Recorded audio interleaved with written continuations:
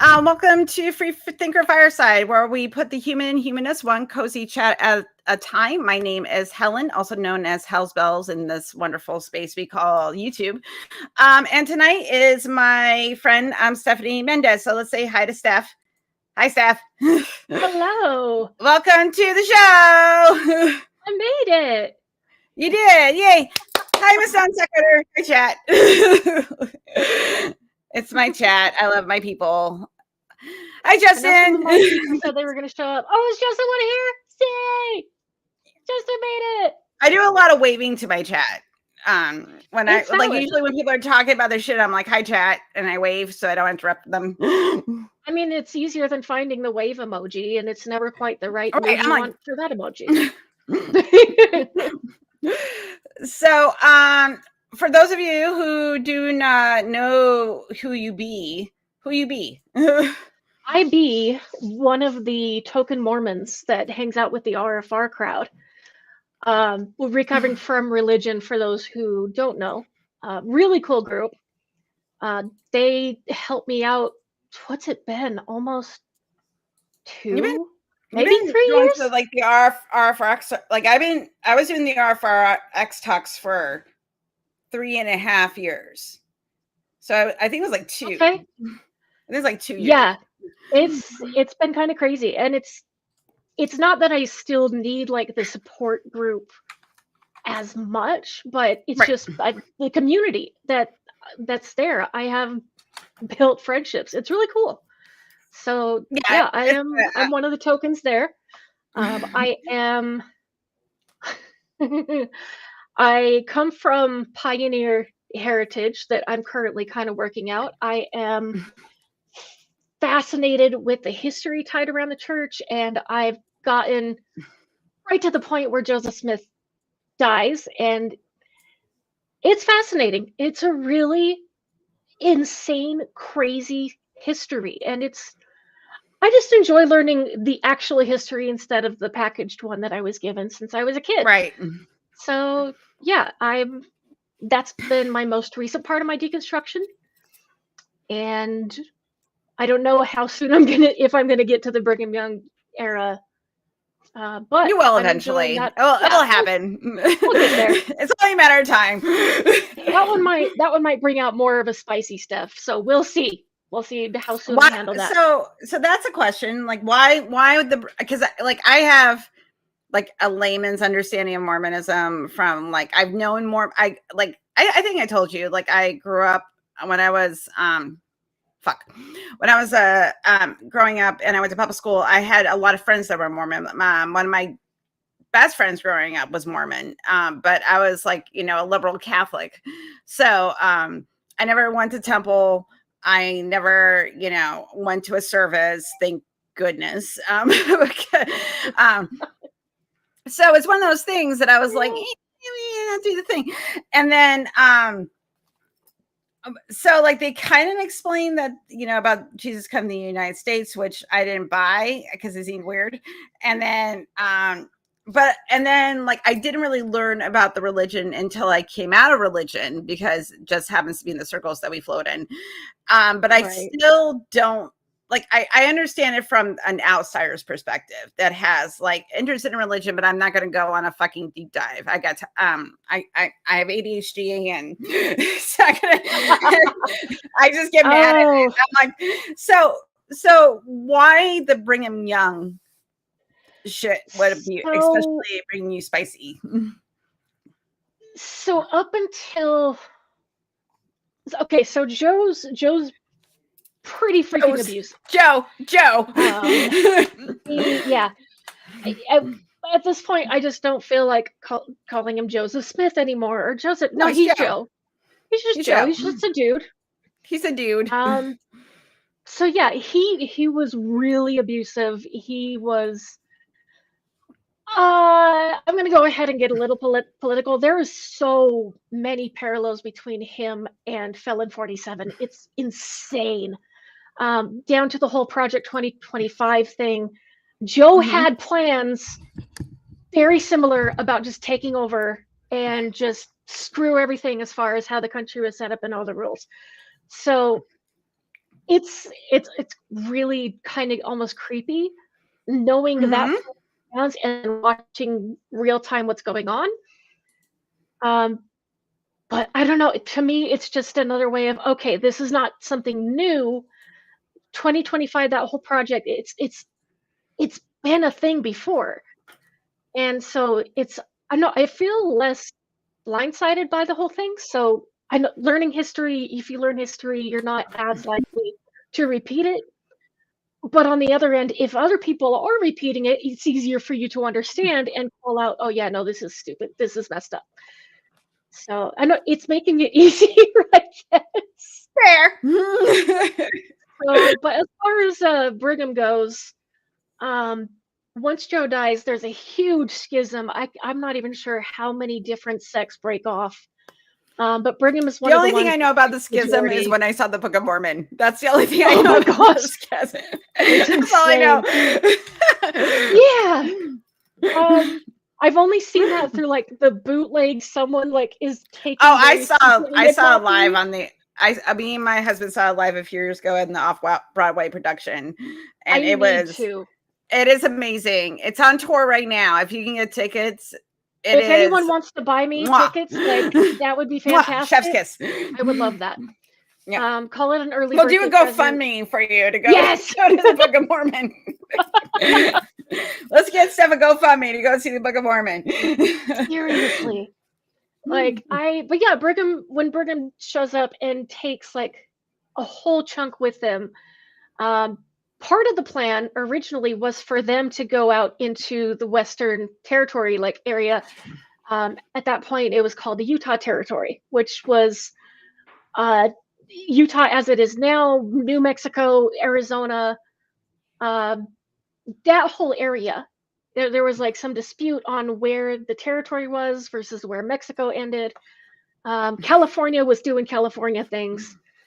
Um, but yeah, basically, Brigham, like Bloody Brigham Young, is his nickname that Bryce Blankenagel gave him, and it's perfect because Mhm. that is where things started to get deadly for everyone. Like Joe would cause threats, and there was death, there was violence while he was running things. But it's kind of there's a bit of a joke. What Joe did, Brigham was like, I can do that, but watch this and hold my root beer. It just everything scale 10 times worse. Uh, so yeah, they end up the pioneers eventually end up over in the Utah Mhm. area. Uh, and the story that I was given was, oh, it was really peaceful. They just made it to the Salt Lake Valley and they just started building a city. It was no big deal. And that's absolutely not the case. There were, oh my gosh, there were so many massacres, uh, native tribes and people that were just passing through on their way to California or wherever. Mhm. Um, there's a show on Netflix right now, American Primeval. It kind of covers a little bit of what was going on. They definitely took some liberties with exactly how all that was working because the Shoshone were not as involved in all of these as the show depicts, but there was a lot of nuggets of truth there. Like the way that Brigham was like, "No, I am in charge. I am the governor, even if the rest of the country does not recognize that." And Joe would do Mhm. the same thing. I am the governor. I am the mayor. I am the judge. Everything. But the problem is because they were in the middle of nowhere in this territory, he could do whatever he wanted. There was no other like neighboring city or a state already in place that could push back and prevent him from doing so much of what he did. So he just got to do Mhm. whatever. Um, it's such as like killing people that were coming through, killing local natives, um, Brigham Young did this? killing, yeah, or like he would send out like his own guys like that. Yeah, That's kind of fucked he would up. order. Oh yeah, he would Not order great. people to go and kill people. But the idea where it shows in America Primeval of the Mormon murderers blaming the natives and like dressing up as natives so that they got the blame, that was real. that happened all the time. Like, well, not all, but like way too often. So, and that's something I didn't learn about until I heard it mentioned 3 years ago. I was born in 1980. Yeah, you Mhm. go 42, no, not 40 yet. Oh my gosh, I just about scared my mom. You go like 37 years of your life without Mhm. hearing about these atrocities. And like people throw a fit over what happened to like the Jews with it and like all how, that it's on the same level. Uh just like a smaller concentrated piece of it. But yeah, just as Mhm. horrible violence. And it wasn't just people on the outside. If you disagreed with Brigham and you went against what he wanted people to do, your life was in danger. Oh, is that a Um, thing? oh Was that a yeah, thing? yep. That was a Oh thing. yeah, yeah, totally. Wow, Um, that's fucked up. there's Wow. in fact, one of the first times I heard this mentioned, um, there's the chemo brain kicking in, Sherlock Holmes story. I think it's his Mhm. first one where it's something about the red A ribbon, study, or I can't a remember. study in Scarlet. Study in Scarlet. Yes, I knew it was Yeah, something red. I know. I'm a You nerd. get it. For people who haven't met me, talked with me, I'm two-time cancer survivor champion. Um, made it through the You last the shit. one, beat everything. It's done. I win. Screw You won. you. Like, Fuck yeah, cancer. You fucked it yeah. right in the The butt. only Fuck off, cancer. yeah, because it got in my butt. No, I mean close. It's ascending colon. So yeah. Descending colon. It's close enough. But yeah, it Close, came close back a to the second butt. It time. was close to it. And it's almost a butt head because the second time it came right here, so it almost got it's good. It's a butt head Oh, now. okay, yeah. I'm not gonna. I'm sure. We're all adults here. That's I was amazing. gonna say this is a family show. It's not a family show. It's never been a family show. It's so not a family show. Anyway, go ahead. Keep continuing the story. But yeah, so because of all the cancer stuff, I did much better. I got through all 12 rounds the second time. But we yeah, one of the main things that I'm still dealing with is brain damage, especially with my memory. So Helen knows the game. If I can't remember a word, we do like charades. We think around to like come up with a different word, and finally I get there. So you just witness one of those games. So people in the chat, if you want to play, feel free to play the games because they're going to Listen, happen again. I don't have chemo brain. I just have ADHD brain, and Yeah, so you I do the kind of same thing. get I'm the like, I'm like, it's a thing. It's a yeah. thing that does a thing that does a thing. So, okay, anyway, go ahead. But yeah, so in case anyone's like, "Oh my gosh, what is her problem? Is she doing drugs?" No, it's just brain damage. Which I'm on It the is wait because list it is to. because of drugs. It was because of the It chemo. is the drugs. Yes, It is the drugs. not the fun drugs, the other drugs. But yeah, so the it's been fun trying to just kind of get by, and I'm still on the wait list for the neurology team to actually take a look at what's going on. There's a long wait list. As of December, they were still working on referrals that were submitted in August, so it's going to be a while. But a lot of other pieces are getting better. I don't have full motor control. I'm still dealing with a lot of the reasons I'm Mhm. actually disabled. But I am almost done with occupational therapy, and I've learned a whole Nice. lot of new techniques. So I've been able to get back to my old hobbies, which is great because that's been the hard part of the last year, not being able I'm to do sure. so much of that. But yeah, that's the short version of catching up on cancer. Catch him on cancer. Yeah. Stories of the cancer treatment. So back to a different kind of cancer and Brigham. Yeah, let's go back to let's go back to Brigham Young, because that was the taking people as tithing. That's really fucked up. Yeah. So, and again, I haven't so learned. Fucked up. Oh, I've only barely touched a little. I know bit it's going to be. I know there's a lot of shit here, but this is the first I've heard of it. Because again, I'm a lamer person that doesn't. I wasn't part of the Mormon Church. Like if you want to know shit about Catholics, I can tell you shit about Catholics. Oh yeah. You want to know shit about pagans, I can tell you shit about pagans. That's your jam. That's my jam. So. Yeah, but when you like grow up, you're born into this church, and you especially are born into a family that's like very proud of its pioneer heritage, and that's pushed so often. And you become proud of it, and you also buy into the persecution narrative. Mm-hmm.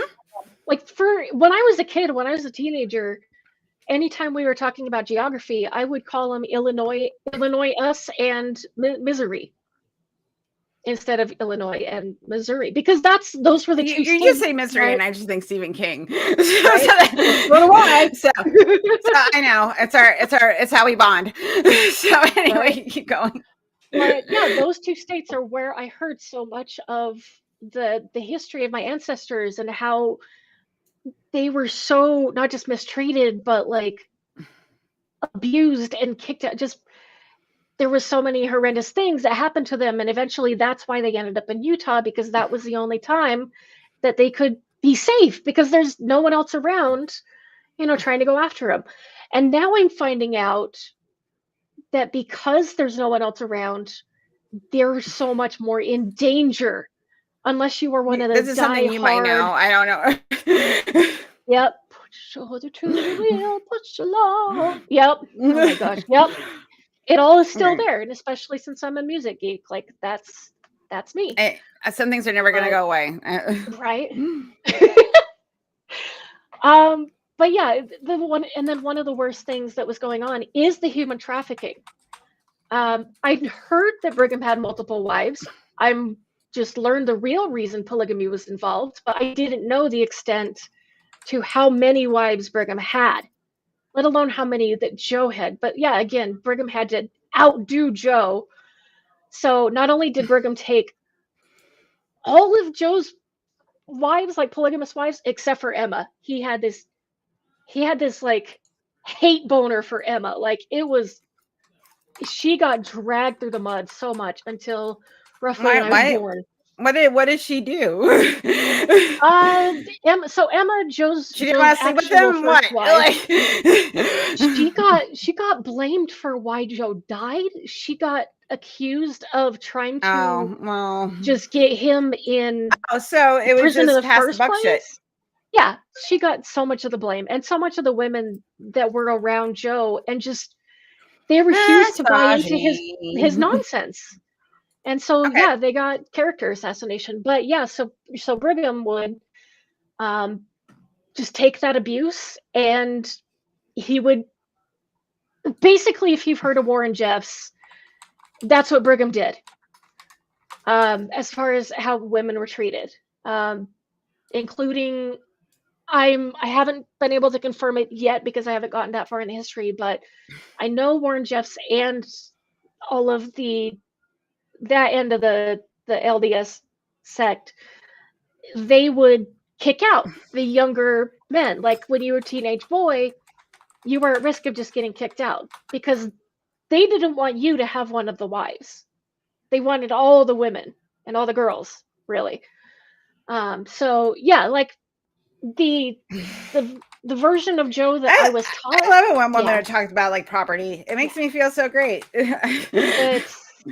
So that's actually still a thing. There's a reason that Warren Jeffs is in jail right now. Really? So yeah, long still being treated like property. long ago, great. like, I don't know, yesterday, because it's still going on Yesterday, it in was southern Utah. like I think this morning. You don't have to go to Well, 5 yesterday. minutes ago. Morning. I got up today and I'm like, right, that's right on property. That's right, I forgot. Yeah. So, and seriously, if people want to understand what Mormon life was like when Joseph Smith was alive, go check out all of the people that are doing everything in southern Utah, like the St. George area. That end of it, that branch of it, that's what they still practice, is what he taught. So yeah, that's why polygamy is still a thing, and it's insane, and it's so much abuse. Yeah, it can be a healthy relationship. It's possible. But Mhm. with polygamy as it's taught, women cannot have more than one husband. And that is still the Well, no, case. no, because that's competition. Because Yeah. you have to be the only dick in the room. Yep. And so to me, Because you're a that's why commodity, it's you're not a person. You don't have your exactly. own sexual desires. Your desires is to serve your husband. Yeah. And so that to me is why it still is right. It's by default an abusive relationship, because only the guys get to have more than one relationship. There are it's easy for the wives themselves to have relationships with each other, but they're not allowed to marry each other. They are only married to the Wait, so husband. can you be like, can you have sex with a sister wife in Mormonism? I mean, you probably can. It's frowned upon, but I would be shocked if it never happened, because Right? you're kind of secluded. I did find out one of my own ancestors, um, the guy, in fact, who started the Deseret newspaper that's still going on to this day, he had another wife. He talked about it in his journal. He was imprisoned for having a second wife when all of that was going on in like 18, I'm going to mess up the dates, but like somewhere around 1880. Uh, so, yeah, it turns out that was going on in my family. But my grandparents and my aunts and uncles never talked about that part. I only learned about the great great something grandfather And the who did celestial oh yeah, okay. That's good. That's again, Sorry, this is a like I whole other know this is episode. not your topic that we were originally going to talk about, but now I you've was opened waiting. this fucking door, How and long I'm did just it like, take? I have so many questions. Okay, 23 We minutes. will. 23 Okay, minutes in. okay, like okay. Let me explain. Let me explain something. We have a topic. We will eventually get there, but also it's kind of open discussion. I kind of let okay. To be fair, I started asking questions because That's I'm okay. I nosy. knew I'm this is I'm used to it as a token Mormon. This happens I know every because time I it's show just up. okay. Well, no, and this is the thing because you're very well versed in the religion, like I not try. just as someone that used to practice it, but actually studied it. And for someone that had just had this weird sort of like flirtation with people that were Mormons. Right. I haven't. It's fascinating because it's a cult, and Yeah. I it know that now. has yeah, and then and its doctrine is so fucking bizarre that I'm just like I have to know more. I have to know more because it's just like it's kind of like a train wreck. I have to go look Mhm. at the train wreck. It is. It's absolutely crazy. And no, it's okay. It's yeah, she's saying sorry, and it's okay. I was just waiting. So yeah, I'm like, when are we gonna get to the whole Well, levels Miss of Non Sequitur is also a former Mormon, so yes, you can have that you could have that kinship with her. it happens. It's kind of nice. I love it. It's because yeah, it's like when the only other time that had someone that kind of spoke the same language was with ex Jehovah's Witnesses. But even then, we were both like, wait, you guys do what? So yeah, it's kind of nice having another like person who speaks the let's see the slur. I'm going to use slurs all day long. The Mormon language. Um, It is the nomenclature of your religion. yeah, Because like I don't speak Mormon, I speak Catholic and I speak pagan. So and I don't speak I Mormon. pretended to be Catholic for maybe an hour. Don't once. pretend to be Catholic. Nobody wants to be Catholic. Oh yeah, no, it was something to help like my brother-in-law out when he was Okay. going through one of the rites. So yeah, I pretended to be like his guide or mentor or whatever it was for the act of contrition. that. Yes, yes.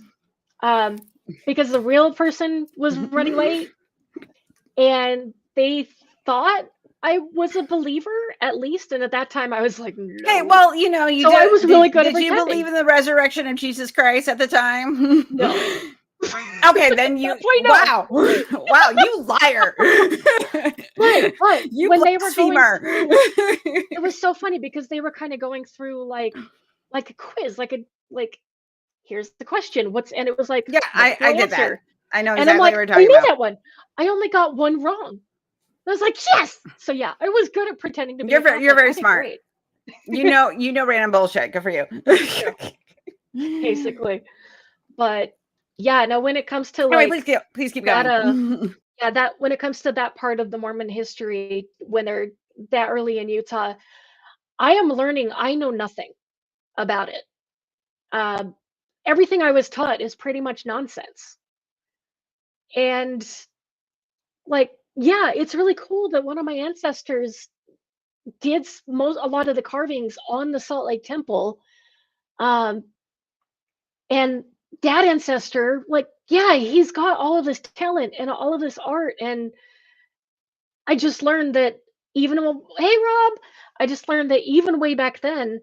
So also to clarify, my ancestors joined the Mormon Church within the first 3 years of its starting.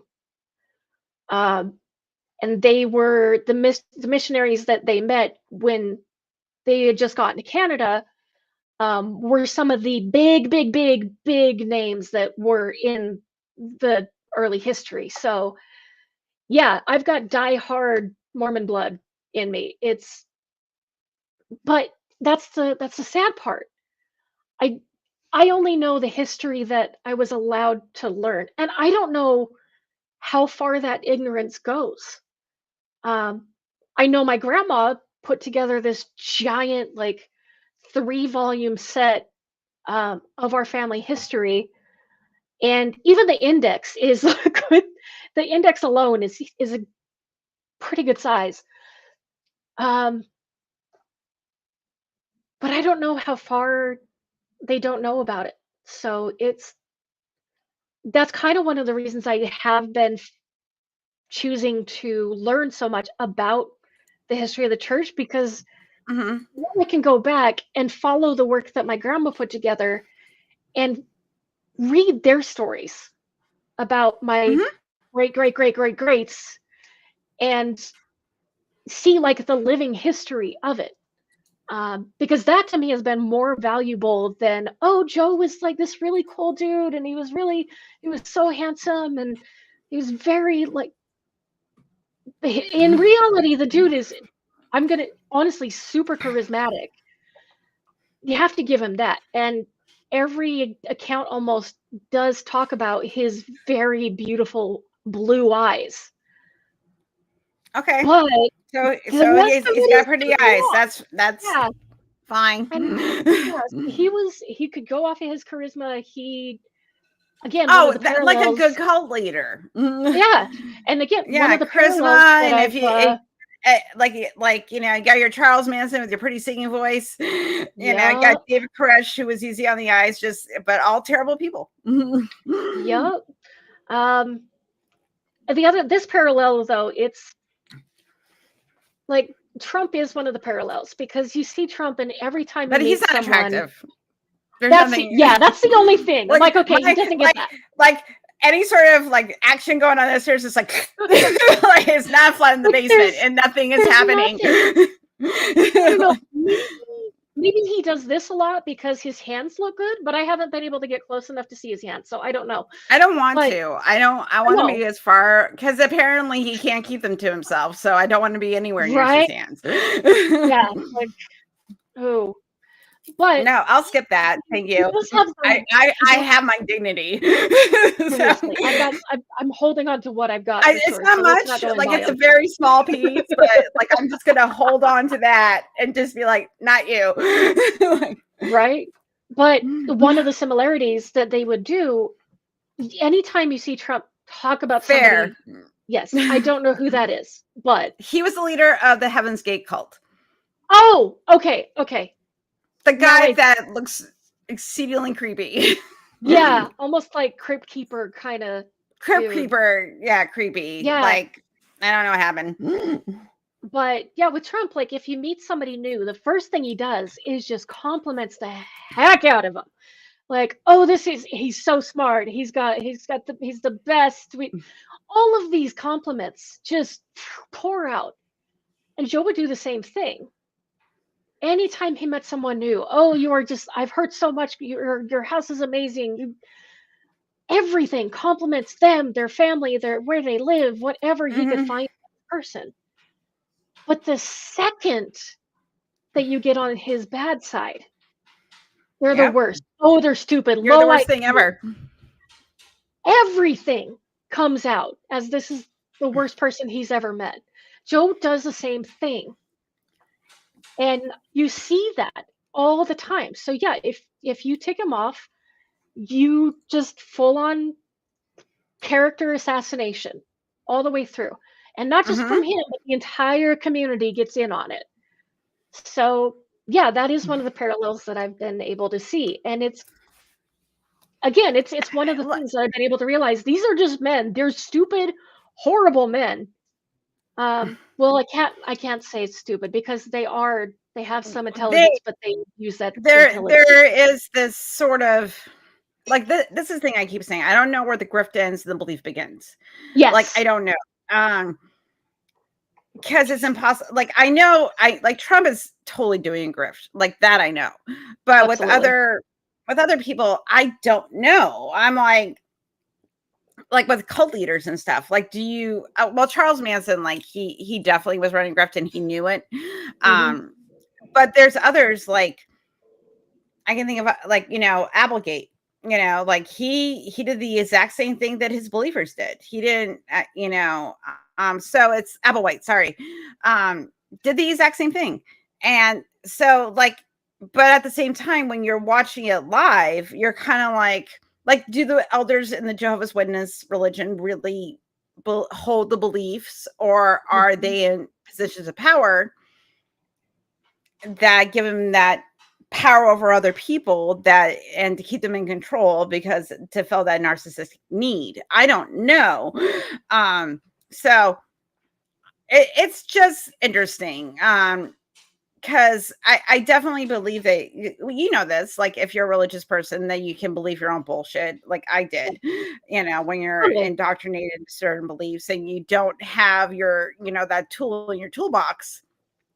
Yeah. But to the point, like, but I never felt the need to take advantage of anybody.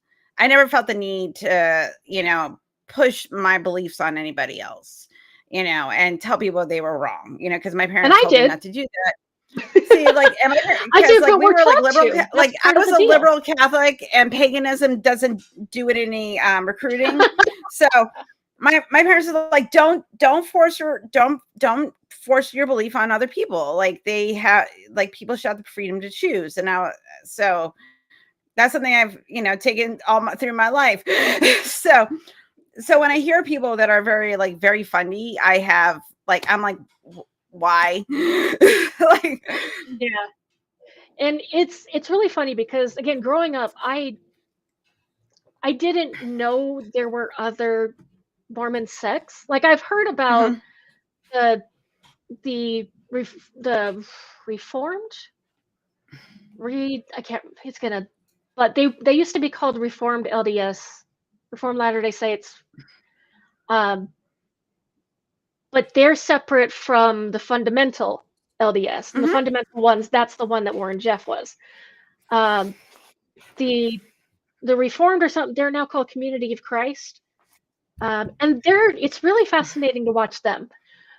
Because now that I know about them, they're like everything that the Brighamite, the Salt Lake based Mormon branch version of it, everything that they're doing, Community of Christ is doing better. Like they're doing the more liberal stuff. They just have, within like the last 6 months, they now have a female prophet leading the church. Cool. Wow. I know. So impressive. So cool. It's crazy. And so, yeah, they've been having women leaders, and not just in the, oh, you're taking care of the kids, or you're taking care of the teenage girls, or you're helping to lead the women. That was the limit of, and it still is, that's the limit of the Brighamite branch, the Salt Lake branch. And that's one of the things that did cause me to start really stepping away. If you ordain women, I was trying to remember the name of it yesterday, and it was driving me crazy. 2013, 2014, there was a movement called Ordain Women, led by Kate Kelly, who was and is a lawyer specializing in civil rights. She was also a very, very, very devout Mormon woman. And she'd been studying some of the history, learned that early on there was a point where the women were given the priesthood for healing the sick and for all sorts of blessings. And not necessarily to the extent that the men had, but they had it. It was there. It was there. But as soon as they get to Utah, Brigham Young is like, nope, takes it all away. Just makes it so that the women's organization no longer exists, and it takes another like 20, 30 years for that to come back. I don't understand. Yeah. I just don't understand. He was a monster in so many ways. That's why I'm going to get spicy when I get to his part. Yeah, so. I would understand why you get a little sussy. Okay, spicy. Hi, John. Okay, spicy. Yeah. Spicy. So yeah, so we'll come back to the Mormonism stuff. So okay, we're gonna go. Like, what do you actually wanted to fucking talk about? Yes. I mean, okay, so why did you? Usually, this is the first question one of the first 3 questions I asked, but I got distracted by weird Mormonism shit. Why did you choose this particular topic? And hi, Jason. Hello, my friend. Hey. Okay, go ahead. So, hi, John. Hi, Jason. Hi, all you wonderful people for being in my chat. Please like and subscribe. Buy me a coffee. That'd be great, so I can pay for my Streamlabs account. Especially like a whole lot, because I've got pressure following up with Seth and Secular. Hi, AJ. Yeah. Okay, so Stephanie, tell my friend AJ, who is part of the ACA. Jason's part of the ACA. John's a part of the ACA. Tell everybody who you are. I am. Again, I'm the token ex-Mormon who's been hanging out with the Recovering from Religion group for the last couple of years. Yeah, it's been kind of fun. I've only started to decide to get around the whole YouTube atheist circles, so everybody's been really accommodating with that. Like RFRX, I gave a talk there first. Please don't watch the second one where I went, if it's even posted, where I went into a Mormon fantasy book and all that nonsense. The one I wanted. Like that's like the best thing ever, because I wanted Mormon fanfic. You wanted that? I think it's up. I'm pretty sure it's up, and I'm gonna put a link to it. Because still, every couple of weeks, I'm like, oh my gosh, that was so bad. Sucks are great. If you go watch that, before you go watch that one, please read the book. I'll put both. I will put both. Make so much more sense. Okay. What I'm going to do is I will put both links in the chat and on the doobly-doo. And then and you have to watch the first talk and then watch the second talk. But the second talk, she goes into Mormon fanfic, and that's fucking wild. Gosh, it's so funny. And I'm going to find also the link for the book. So it's kind of like going to be a book club. Okay, so it's Laughing Loudly. That's your second one, right? The laughing in outer darkness. That's my Outer first one. darkness. It's the first Yeah. one. Okay, so I'm gonna put that in the chat, and I'll put it in the Jubilee Do. Okay. That's the and then official I've name. got- Okay, where did it go? Okay, maybe it's not there, but I'm gonna put. Oh, maybe it's because it just went to the. There we go. Now I found the share thing. Okay, so I've got that. I'm no longer using Goodreads because I of that. have Goodreads, and it will email me when like one of my friends reads a book or something, and I never use it. Like I'm just on their email list, and I just end up deleting it because it's like it's the ADHD, Right? So, it was super easy for me to move it over to Storygraph, Mormon and I love Book it. Club, Tennis Shoes Among the Nephites. Yes, and I've got That's the the link, second but it one. won't let me add to the chat. I'm just gonna do it. I got it. You found it? You're Sweet. the guest. You just talk. I got it. Okay. You talk. Okay, so let's talk about why you want to do this fucking talk, and then we'll go from there. Okay. Sweet. So, and it actually worked because that's the extent of the Mormon history I know is that part. So Mormon and Mormon fanfic. It was perfect. You read all the tennis shoes too? Oh my gosh. I had signed copies of like 3 of them. Okay, so Fireside. I love that you picked the name with Fireside because that's what we used to do when you're like doing the Mormon stuff. You would every now and then you'd have like a guest speaker and it'd be called Firesides. And they were great because they were casual, but the Chris Heimerdinger did show up and he did do a talk and I was super excited. And I got like me and my grandma I feel copies proud of his books. We had got them all signed. It was great. So that was that was hardcore Mormon stuff that was like super in, and I loved it. But reading the first book again, at this point, super cringy. I was screenshotting so many pages. Not screenshot. No, I actually took actual pictures because it wasn't reading on my phone. Anyway, but that was super cringy. Definitely, if you want extra cringe, go watch that second talk that I did. It's not that bad. It was really funny. I had a good time. I'm glad. Okay, It's not like if you're looking for like a very professional presentation, watch our other talks. But this one, it's funny because like I remember asking you like a shit ton of questions because I was like, I don't understand what this is. I need to know more about this. What is going on? So,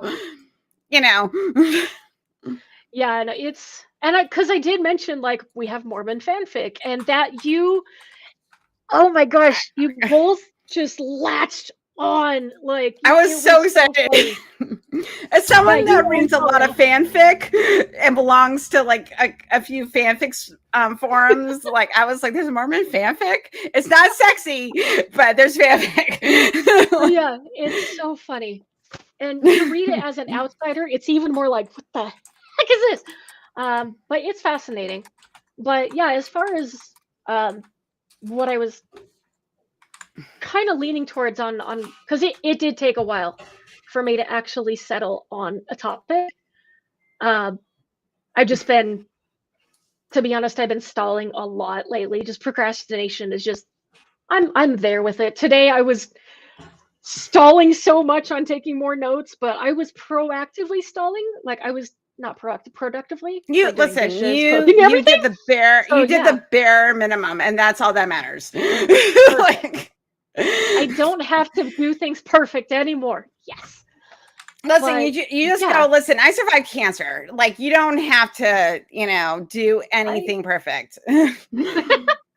All right, I put it in. Okay, so I put the links in the doobly-doo because I have a Shilling for the guest spot. Nice. So I put your links. If you have anything else you want me to add, let me know.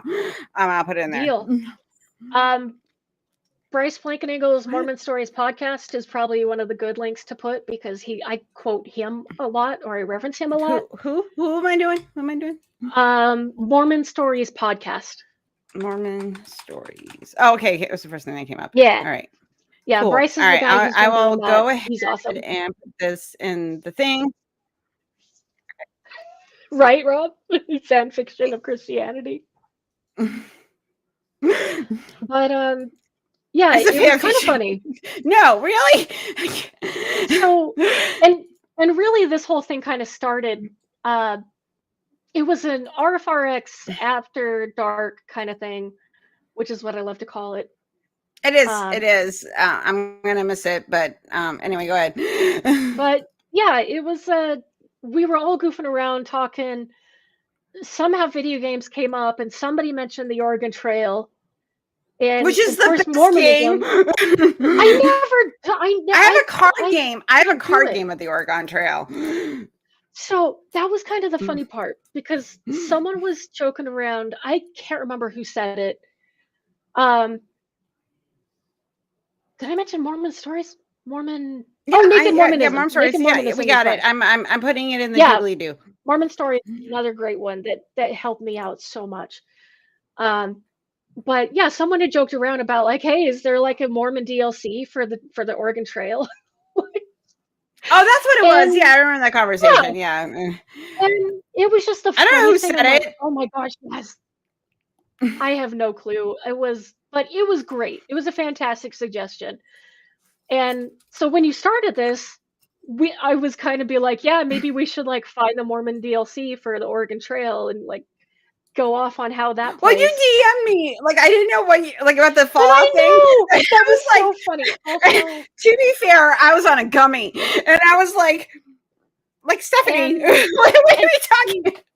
to be extra fair, so was I. Okay, that's fine. Like that could be part of our friendship. It's perfectly okay. But So I yeah, was like, what? Okay, what did you say but to me? Like, I'm gonna pull it up because yeah, afterwards when I read it, I'm like, I can see how that would be really weird to see all of a sudden. it I can understand was that. random. It was completely random. And It was like it was middle of like the last night weekend, and I was too. like, I'm Where like, was is this it? your It talk? was And then I asked you, I'm like, is this what you're yes, talking yeah. about? So it was really funny. So the night before, you were asking me for like photo and title and Yeah, everything, yeah. and so I'm like, cool. Sent the picture, and then suddenly you get Fallout New Vegas Expo Achievement Hunter. And I was like, What the I heck? don't, and I'm on a gummy, and I'm like, is this code? I'm like, what am I? I'm like, what am I deciphering? And Is this then an when you SOS? Are explained it, you I was like, okay? oh, okay. Because apparently there's Mormons in Fallout. So, And I had no idea. It was funny, but I was like, I've been kind of curious that I'm like, okay, maybe there is a DLC for Oregon Trail now. Um, there isn't, sadly. So if you do video games, if you make them, there is a niche market out there that you might want to go there for. But I decided to keep going down that trail, and that's when I found out that the Fallout video game, their New Vegas one, um, there is a Mormon tie-in, and it blew my mind. I had no clue. And then someone else points out to me, yeah, didn't you know the Mormons helped build build Las Vegas, not New Vegas. they did help me. I did know about the Vegas thing because I know I a had no lot about clue. Vegas. Yep. Yeah, I had no idea. And again, that's a part of the history. I'm still like not even there. So it was the craziest thing. I'm like, so I latched on and I'm like, that's what I'm gonna do. And of course, again, this is the gummy talking. I'm gonna go and I'm gonna play the game and I'm gonna get to the fort and I'm gonna do all the choices and figure out all the Mormon stuff that has to do with Fallout.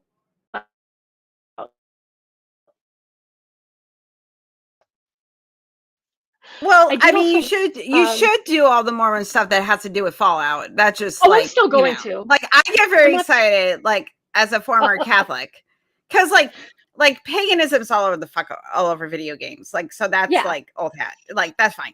But like if I get some Catholic shit, like when I played Outlast 2, I was like, oh my god, terrifying game by the way. Oh yeah. It's terrifying. I watched my But brother. so much My Catholic. So much Catholic. But yeah, it was there were a couple of things that did happen though when I did that. So I did immediately download the game. Um, and but yeah, the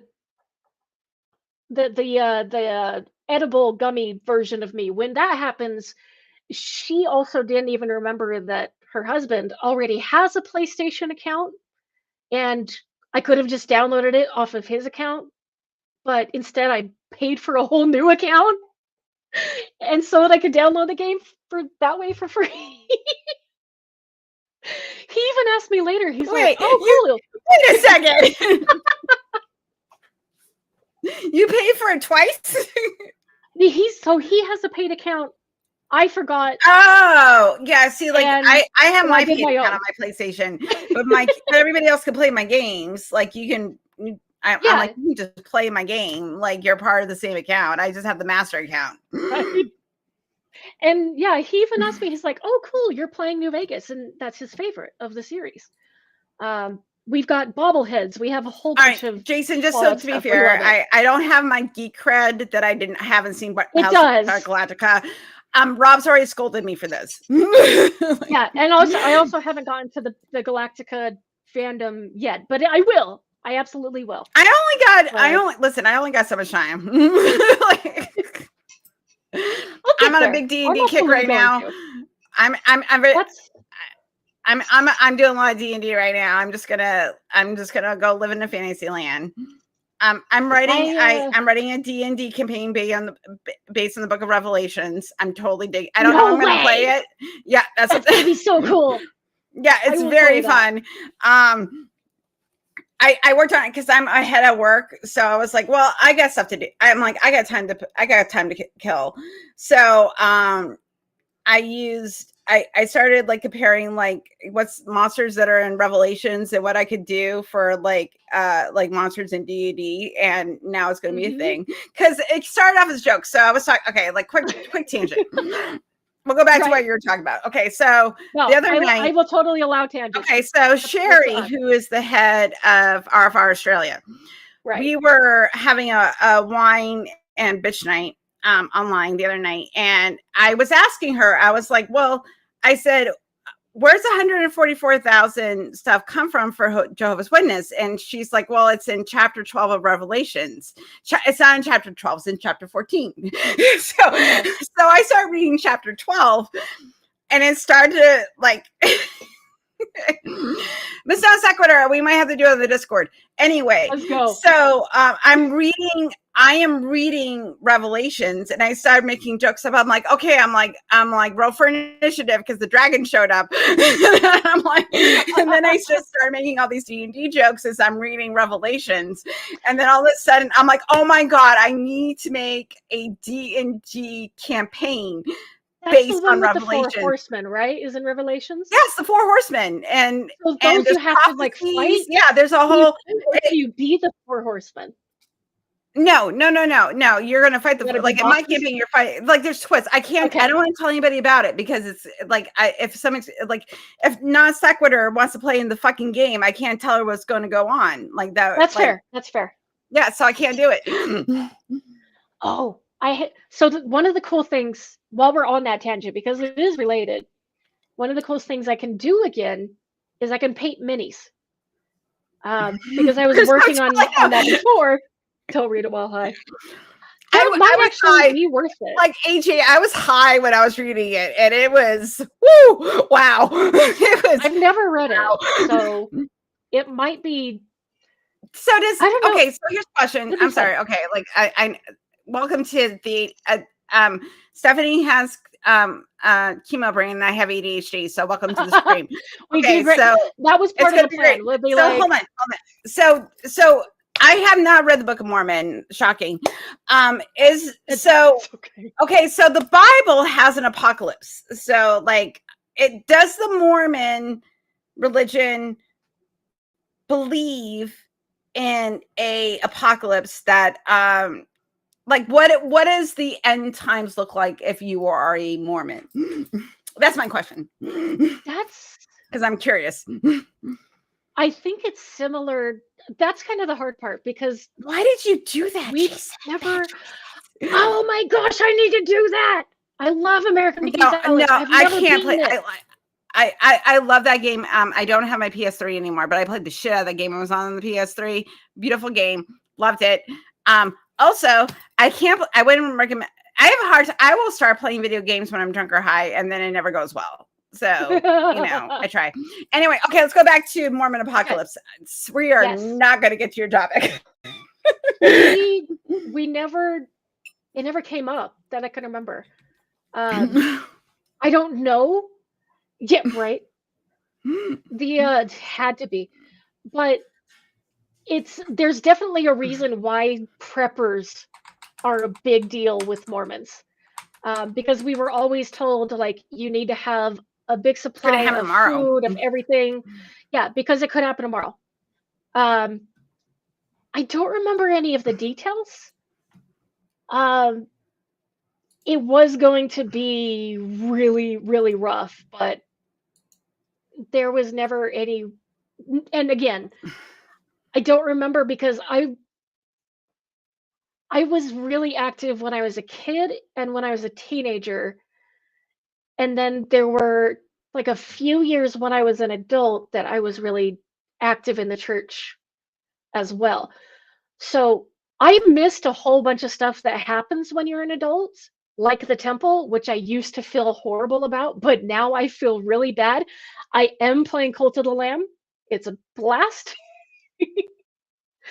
I told you to play it. I told you. I know. I was like, Stephanie, you got to play this game. That's right. But it's the best game. I'm like, if you are a former religious person, you will love the fuck out of this game. That's one of the things that I honestly don't know when it comes to Mormonism. I do know that it was going to be really bad. Like, that's why you had to have all these supplies. I don't think it was as bad as like Fallout results. Like, there's going to be bombs. I don't know. They do talk about wars and whispers of wars, things like that. So there's definitely like a bunch of violence that's going to be going on. But they've been saying that every time, and every time, like every moment of history since Mormonism started, there's been wars, lots of them, and nothing's happened. I only know what happens like afterwards. They definitely believe in that 1,000 years where Christ reigns of the whole earth. I've also learned that during that 1,000 years, that's when 1,000. I think, if I remember right. That's a long fucking time. I know. But it'll be like I had a date today. I was like, oh my God, is this day going to end? Like 1,000 years? Like, what the fuck? Seriously. So, anyway, keep going. Like, how many games are being played? But yeah, the war never changes. I watched the movie where that's from. I know the movie that inspired Fallout. It's great. It's so weird. But the dog does talk in it, and it's great. Anyway, my dog, is it my dog Spot? My dog Spot, or my Spot Ted? It's my dog something. Fuck. The one where it started? I think so. My dog. It's a boy and a dog. My dog Skip. Or it's a boy and a dog. Yep, a boy and his dog. It's so funny, a boy and his dog. That's right. I'm getting my. I have seen A Boy and His Dog. It's super sad and not a good time. I did watch that while I was using my gummies. I have a lot of fun watching movies when I'm on my gummies. The weirder the better. It's great. I watched. Okay, so like the other night we were Nosferatu. The new one was on streaming the unextended version. Oh, that's right. I texted you when you texted me to think about the thing. And I'm like, I'm watching Nosferatu right now. Hi. And I'm like, this movie is taking on a whole new level. So it was so also a great movie. I highly recommend. Highly recommend. But I'm a big Robert Eggers fan, so like, highly recommend. Yeah, and Nosferatu. If you like horror movies and you like gothic shit, highly recommend. And they did a really good job honoring the original. It was beautiful. They did. Yeah, it was. Shadow was so sick. It was so sick. It was so sick. Okay, sorry. We're gonna go on. Welcome to my stream, everybody, where Stephanie and I go on Funny tangents. On my note. Okay, we're gonna go. Okay, let's go. Let's circle back. I'm gonna be a good host. We're gonna circle back to the apocalypse. So 1,000 years.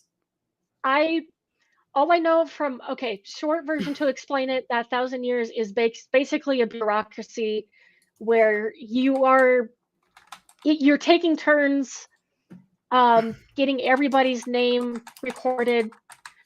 All of the baptism for the dead stuff that you do, that is done for everybody who that hasn't been done for already. A lot of people who are faithful, I guess, get to help with that. I don't know. It never was made clear to me. It was plan of salvation, you die, you wait, and then you go to your kingdoms kind of thing. Yeah, I don't know. As far as I know, we believe in the Revelation. So where does you get your own planet shit come in? That's another episode. Okay, fine. Okay. But it's not related to the apocalypse. Like the apocalypse is its own thing. And then you getting your own planet is another thing, right? After the apocalypse stuff. After the apocalypse, you get your own planet. Okay. All right. Yeah. I'm like, okay. That's way after. Okay. Yes. What was the race that Troy was? Officially the thing that I did watch. What was the race that Troy was in Star Trek? Help me, my nerd friends. Trafalgar? No, that's not right. oh my gosh, what is it? I know the chat knows. I want to be that race. I want that planet. They're not helping. Go there. Oh my god! Thank you. Her other is something else. I loved episodes. That's the planet I want. I want to be an empath and like really horny. Like those are the two things I want. But okay, so as far as like the thing that I was planning on. Listen, okay, so, Jason, to be fair, I am hardwired into my internet. The lag was really bad. Once I found out that there was a lag, I started hardwiring in. If there is a little bit of delay, there's nothing I can do. So just deal. You said new weddings. That's right, Justin. Oh. That's the most important thing. Exactly. But to be fair, pagans. Some pagans have new. To be fair, some pagans have new weddings. Yes. So the funny part, after it came to all the Fallout stuff, yeah, I absolutely wanted to play it. I learned that the Mormon fort doesn't show up until way far away from where I'm at. And I don't know, my husband might have known about the Mormon fort and just forgot about it, or he mentioned it and chemo brain kicked in and I forgot that he mentioned it.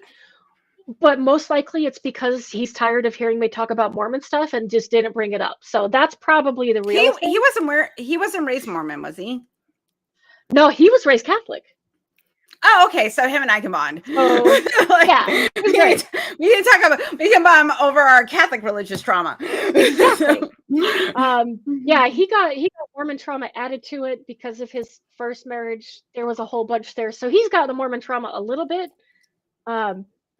But yeah, so the funny part when it came to playing the game, one of the reasons I love these games is it's all about choice. Mm-hmm. And so you can decide right off the bat with this game, are you going to help this town? Are you going to just let whatever happens to them happen? Are you going to go and help the guys that are attacking the town? Like within the first, I don't know, maybe 5-10 minutes after the tutorial part, you have to make choices. And playing that game for like 2-3 hours alone. There was one thing I love about playing games like this is I can save, go make a decision or go to a spot. And if it turns out bad, I just reload and I start over. I do that. So, let me drop some psychology knowledge on you. Because I study psychology in my free time. Because I It's fascinating. It But is. we will when we're playing video games, even though we'll have like free choice, we tend to make choices that align with our values. So, Mhm.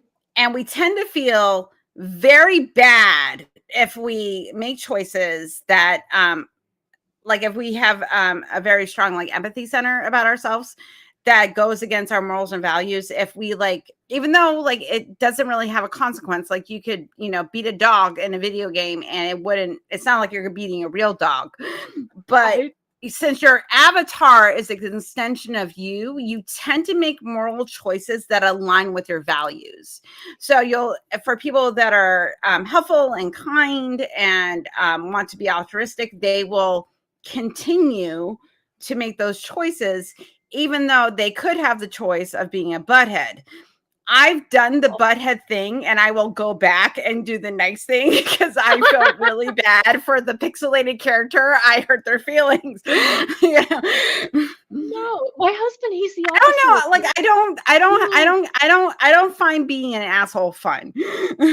And that's the funny part with my husband. Like when he and I will trash talk each other, but we know like And I'm not anytime saying, okay, he like, let me clarify too. Like, if you're the type of person that is very empathetic and kind, but you like, video games, you like, you know, you be, I don't like you you're beat a the dog. jerk. Yeah, you're the jerk. Yeah. It's more of like a cathartic release. It's not something Yeah. they would actually want to do.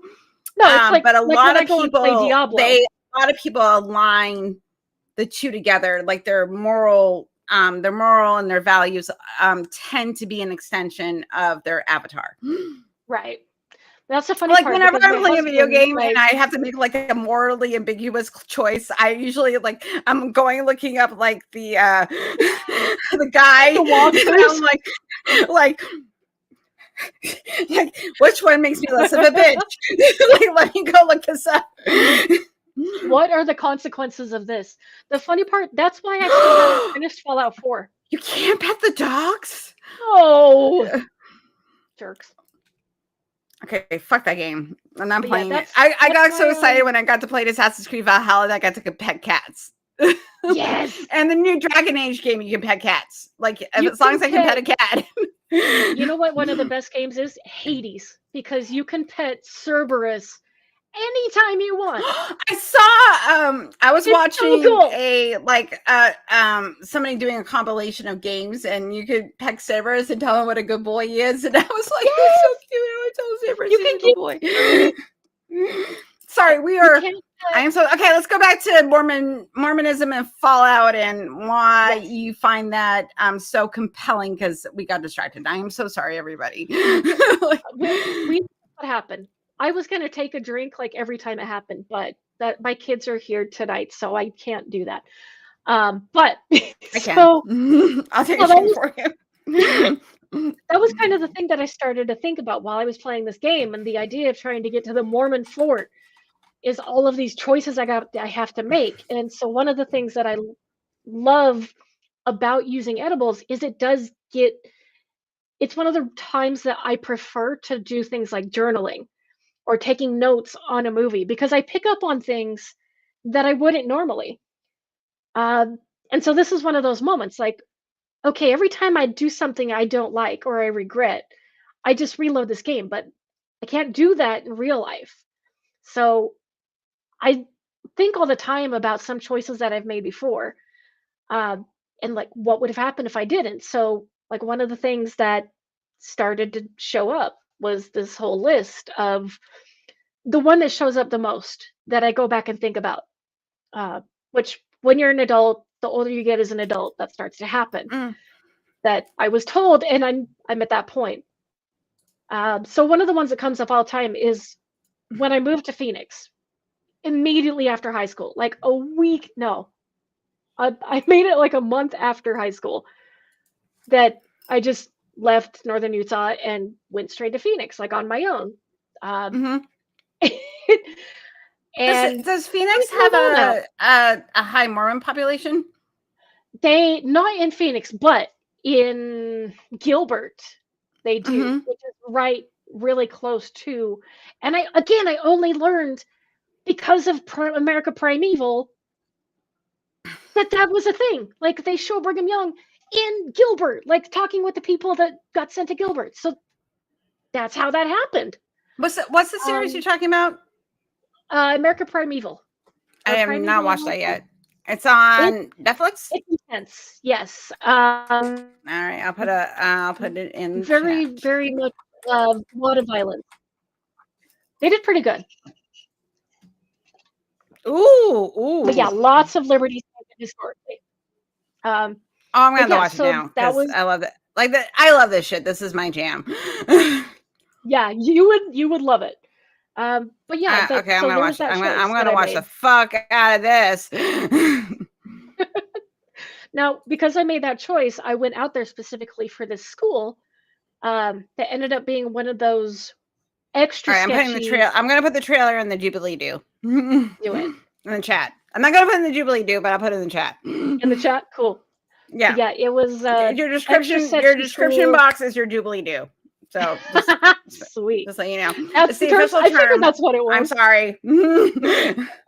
I didn't come up with that term. A D&D content creator that I really dig came up with that term, and I'm just using it, and I'm stealing it shamelessly, and I have I'm just gonna do it. So it's a Jubilee Do. You got to spread the good one.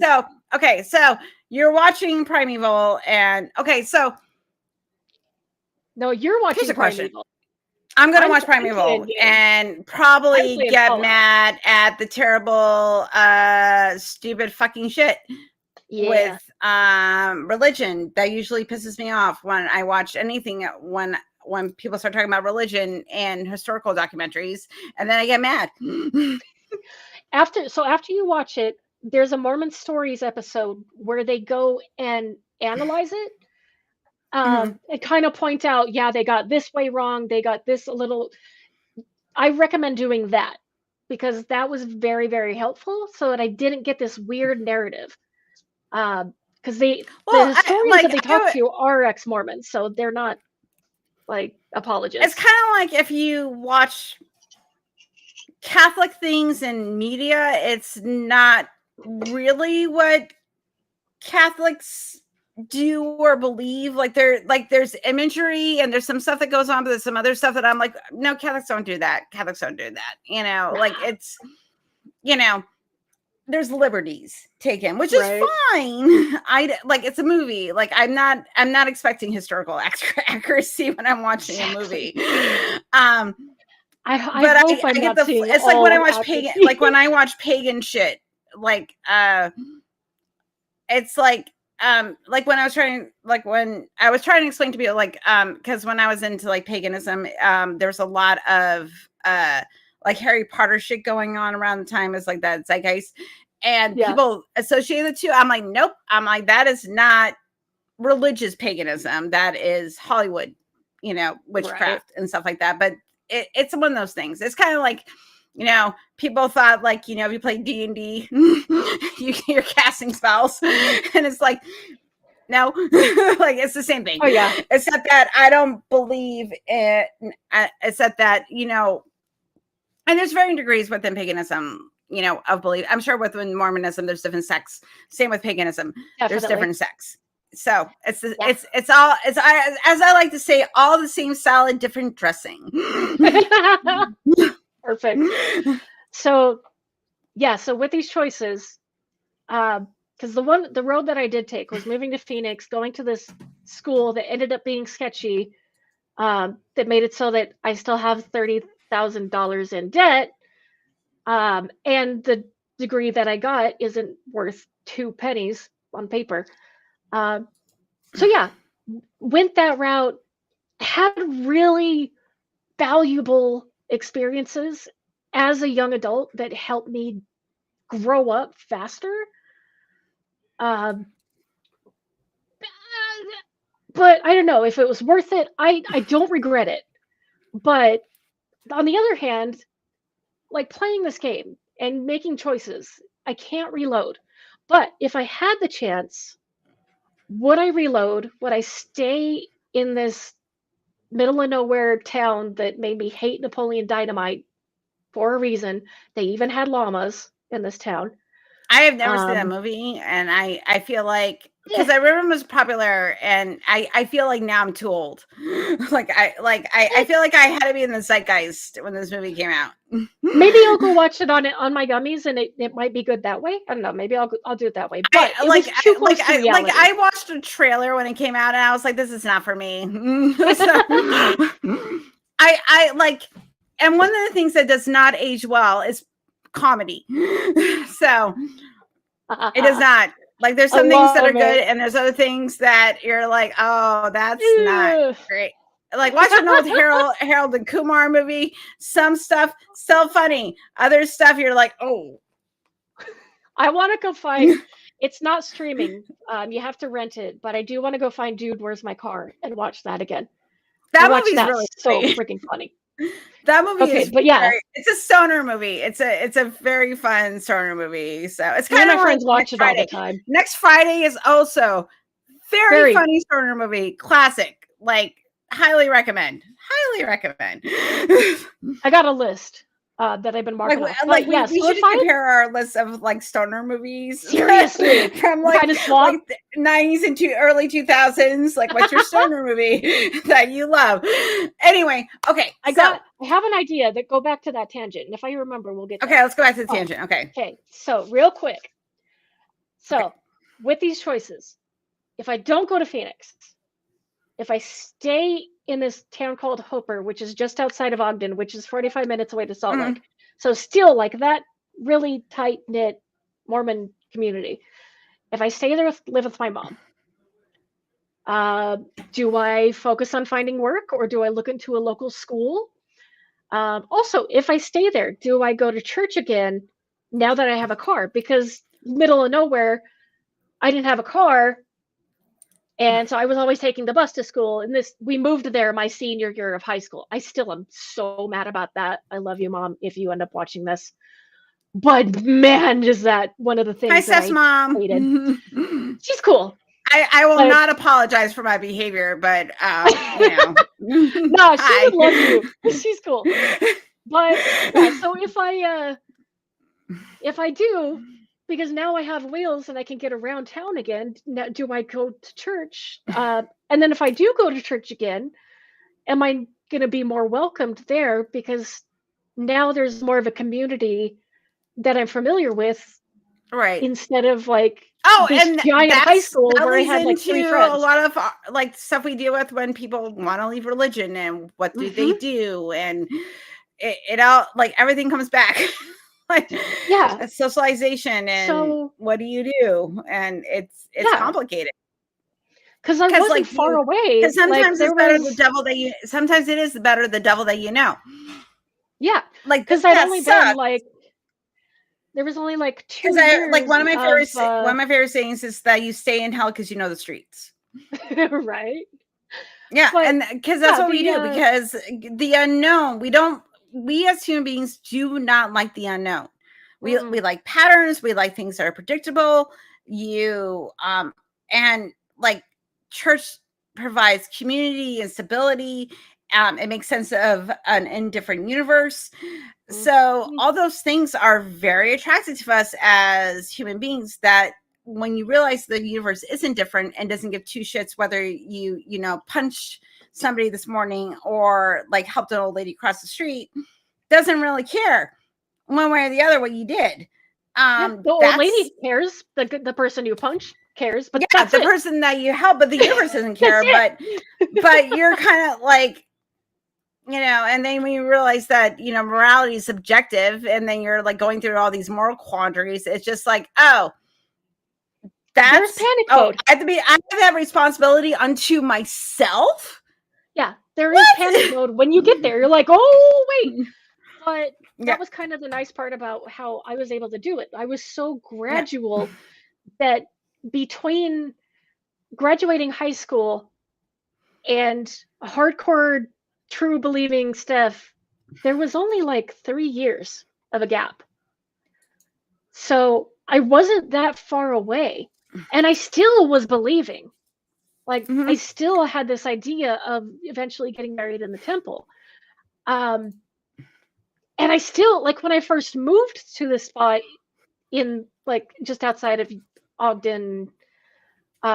I still was going, like, I was hanging out with the church kids. I was still attending some of the church services. It just was, I didn't have a regular way to get there.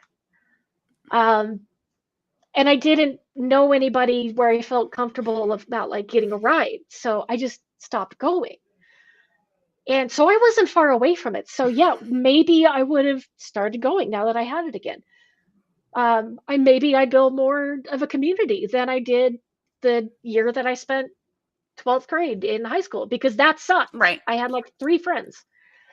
And they weren't all that great. Like a couple were just more acquaintances. But yeah, there were some people that were really cool with me, but there were like good friends. I didn't have that many. So I hated, that was a bad year. But then again, even if I do get back to being, that hardcore Mormon stuff, how far does that bend towards being, do I go to the temple?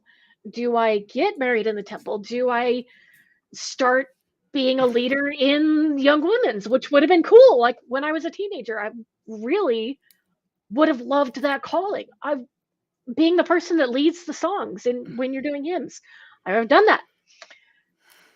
But I won't know, because I can't reload. Well, that's the thing. Like when I always say, like once the toothpaste is out of the tube, you can't push me back into belief. Like my brain is now changed, and then like as soon as someone starts talking about super bullshit claims, my brain goes, "Is that real?"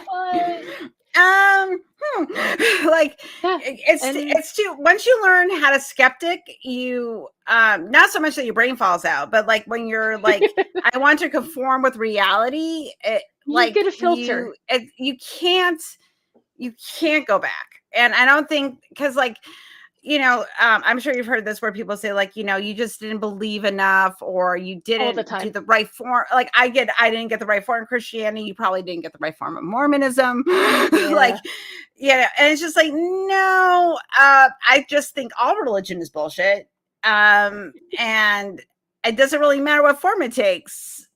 So like, and I think for people that still hold on to some certain level of belief, they think there is a right path, but there isn't. There is no right path. It's just the human path. Like we're going around this like pale blue dot every day, just trying to get through life. And sometimes religion gives us comfort, and sometimes it doesn't. Yep. That's all. And like I'm right in a situation where I have to be associated with it. I actually want to get to your topic. That was the topic. That is the topic. Okay, so keep going. Yeah. So, it kind of came to mind because, like, with Mormonism, there's a phrase all the time that you hear: "Choose the right." Like they make songs about it. When you're a kid and you get baptized, you get this little cool ring that has the CTR shield. It's a huge deal. That's the constant phrase you hear. Follow the prophet, choose the right. Those are the 2 big ones that are just stuck. And so, yeah, I still have that in my mind. Like, what? So, yeah, like trying to figure out, am I choosing the right thing right now? Like, I have to be tied to it because my kids are tied to it. Right. They're at that stage where they both have the priesthood now. And I have to figure out how to navigate, like, talking with them about the church stuff without ticking their mom off, like, because they're my stepkids. And we have a good peace right now. Like, the pandemic kind of forced that for us. And it's been fantastic. And I really don't want to destroy that, but I also don't want my kids to end up like I did and it be stuck in it for so long. But I also want them to feel comfortable about their doubts and be someone that they can talk to. And yeah, trying to, like, where that path is, that's where I'm at. So I can't ignore the church as much as I would love to. And I also live in Utah, so I still can't ignore the church. Yeah, Utah is a weird place. Top to Yeah. bottom. It's nuts. Yeah. But, Yeah. you know, my kids are here. My husband's here. My family's here. Like, I have to deal with it. So, are you like the black sheep of your family? That's the funny part. So I'm the white sheep on my mom's side for years, and I'm still the only one on my mom's side that doesn't swear. You don't swear? But I still don't. No, I Wow. still like. Oh, okay. Well, I'm so My sorry. If your baby mom brother. watches this, I'm so sorry. I have a potty Oh no, mouth. she swears. She swears. Okay, It's good. great. All Like right. I don't feel my so bad baby brother. because I'm not a gets so lady. excited. Sorry. I don't know what it is to be a lady. Yeah, no, she's fine with it. In fact, like, it's the weird thing with me. Like, That one of is the true. weird things. I My have baby never brother. heard you swear. That's true. Yeah. In the 2 Now that you- years I've known you, I have never heard you swear, which is weird. I think I got really ticked at somebody enough that I felt it was valid enough to call them a bastard once. But that's about the extent. Wow. But they earned it. Saucy. However, I feel okay with that because I was nearly born out of wedlock. So I can use that word. That's my word. I don't listen. I like it's all arbitrary fucking anyway. Yeah. But yeah, no, but the other end of my dad's side, like that's like the I one just that find it has really the funny, hardcore like Mormon. because my mom used to like she thought damn was a swear, she thought fart was a swear, and then like occasionally when she would say shit, we were all like mom, like because she never swore, and I'm just like mom. My mom does have a story where I was little and walking, and I had one of those like little. You push it and the bubbles pop. Yeah, little pop vacuum things. Yeah, like those are so classic. Yeah, the pop vacuums are great. She does have. If you have a 2-year-old, give them a pop vacuum. Those are great. They're so satisfying. Yeah, but she does have a story where because I saw her vacuuming every now and then, she would bump into something and she would say the S word.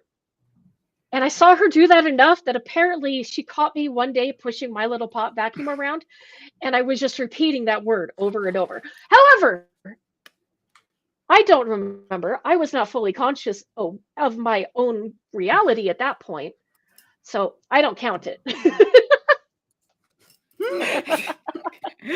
My son, when he was about 2-3 years old, he couldn't say fire truck, he would say fire fuck, and it was the funniest thing because he couldn't do the TR sound, so he would say fire fuck, and I was just like, and you're trying not to laugh because he just thinks he's saying fire truck, and you're just like it was so funny, and I was just like, okay, I can't laugh, but I want to.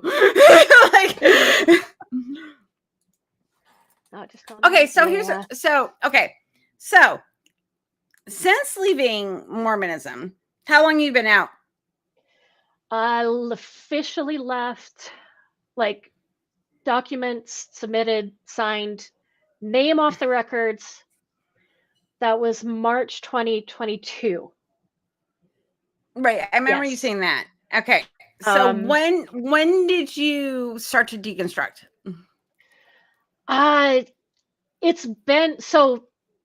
Things started to. I mentioned this in the RFRX talk, but things started to crack when I was about 15, 16. Just little small things. The death of the 1,000 cuts, I like to call it. Yeah, that's. And who was it? There was one of the guys that does. I think he's ex-Jehovah's Witness, but he did a different types of Christians. Like different types of Christians. Was it Owen? Yeah, I think. Yeah. He's the one when he used the phrase "death of deconstruction of 1,000 cuts" kind of deal. I'm like, yes, that's it.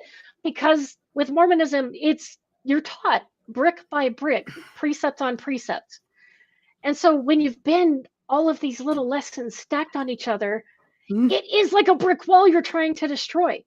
So yeah, little cracks just over the last that's what 25 years. was like whenever, 15 and years? when you describe that to people though, they have a hard time refuting it. Because when you say like, like it wasn't something that happened overnight, like I'm sure there was many people along the way that that got me to change my mind that I can't even think of anymore. But over time you're just like, oh, that doesn't make any sense. I need to think about this differently, and then, and you try to square it, and then you try to square it, and then eventually it's a house of cards. It just all starts to fall apart. And when the foundation goes, you're just like, oh, fuck. I don't have any justification to hold this up anymore. And I find that once you like, if you're able to explain how you came to non-belief, people have a hard time refuting it. Because they want to think that you just woke up day and like didn't like God or something. It's like, no, it's like I can't hate something that I don't think exists. So that was actually the last part. Yeah, that didn't happen. Yeah, until like, oh geez, it was a few days before I told my mom. It was like a few days before I called RFR. So yeah, and that was so recent. But yeah, there were so many, and it's funny because there are all of these excuses that people will say, oh, you just got offended to somebody. Oh, you just wanted to sin. All of these excuses. What sin do we want to do? I would like to know. I wanted to Is just it go to the bar. You want to go to a bar? Oh. I just wanted to go to the bar. And, I wouldn't drink, but I just wanted to go to the bar and hang out with the people that were drinking. I just was there for karaoke. Actually, I have a question. Speaking of, I don't know if this is true, but who was Joseph Smith's wife when he did Emma. the Mormonism? Okay, Emma. Yes. This was something that I thought very interesting. Do you think that the reason why there's no drinking or smoking in Mormonism is because when Joseph Smith had all his friends over and they were like drinking and smoking because it's the 1800s and there's nothing to do, that she just got sick and tired of like picking up all their shit, and they were like, you have to make a rule that I don't have to pick up all the cigarette butts and you're drinking your alcohol, and because like I have to clean it up and it's too much work. I'm not saying it's a thing, but it makes sense in a practical purpose. That's the funny part, because that is the story that we were told. So, okay, we live in the world, and okay, so then why can't you have like a Coca-Cola? Like I want. That's the crazy part. I know that it shifted because of some stupid excuse. Because I learned, again, this is the cool part about learning the actual history. I learned that Joe, when they were Illinois, in Nauvoo, built their own city that whole time, he wanted a monopoly on who had booze. And he did not want anti-Mormons, people outside of the city, people who were not supporters of him, basically. Protesters? Yeah. He did not want any of them to make money off of Mormons. So that was the rule that he put in place. That's where it says something about you can making your own alcohol basically is fine. Just you can't get it from somewhere else. But there was also like Joe owned his own bar. He ran a bar. And so he didn't want people buying from other people. Okay. In fact, there's one bar he would go to. He would go to another guy's bar, and they just would refuse to give him any more alcohol because he had so much of a tab and was not paying his debts. Oh, so that makes sense. He got rid of that guy. That was the big fight with him. But yeah, it's just these stupid little things. Like, okay, so here's my question. Because Mhm. Mormons also believe in like the Bible, right? King James, yeah. King James. Okay, King James, whatever. It's Okay. the one that they read. Okay, so like Jesus Christ is your fucking Lord and Savior, and like turn water to wine, and did the whole this is my body, this is my blood, blah blah blah blah blah.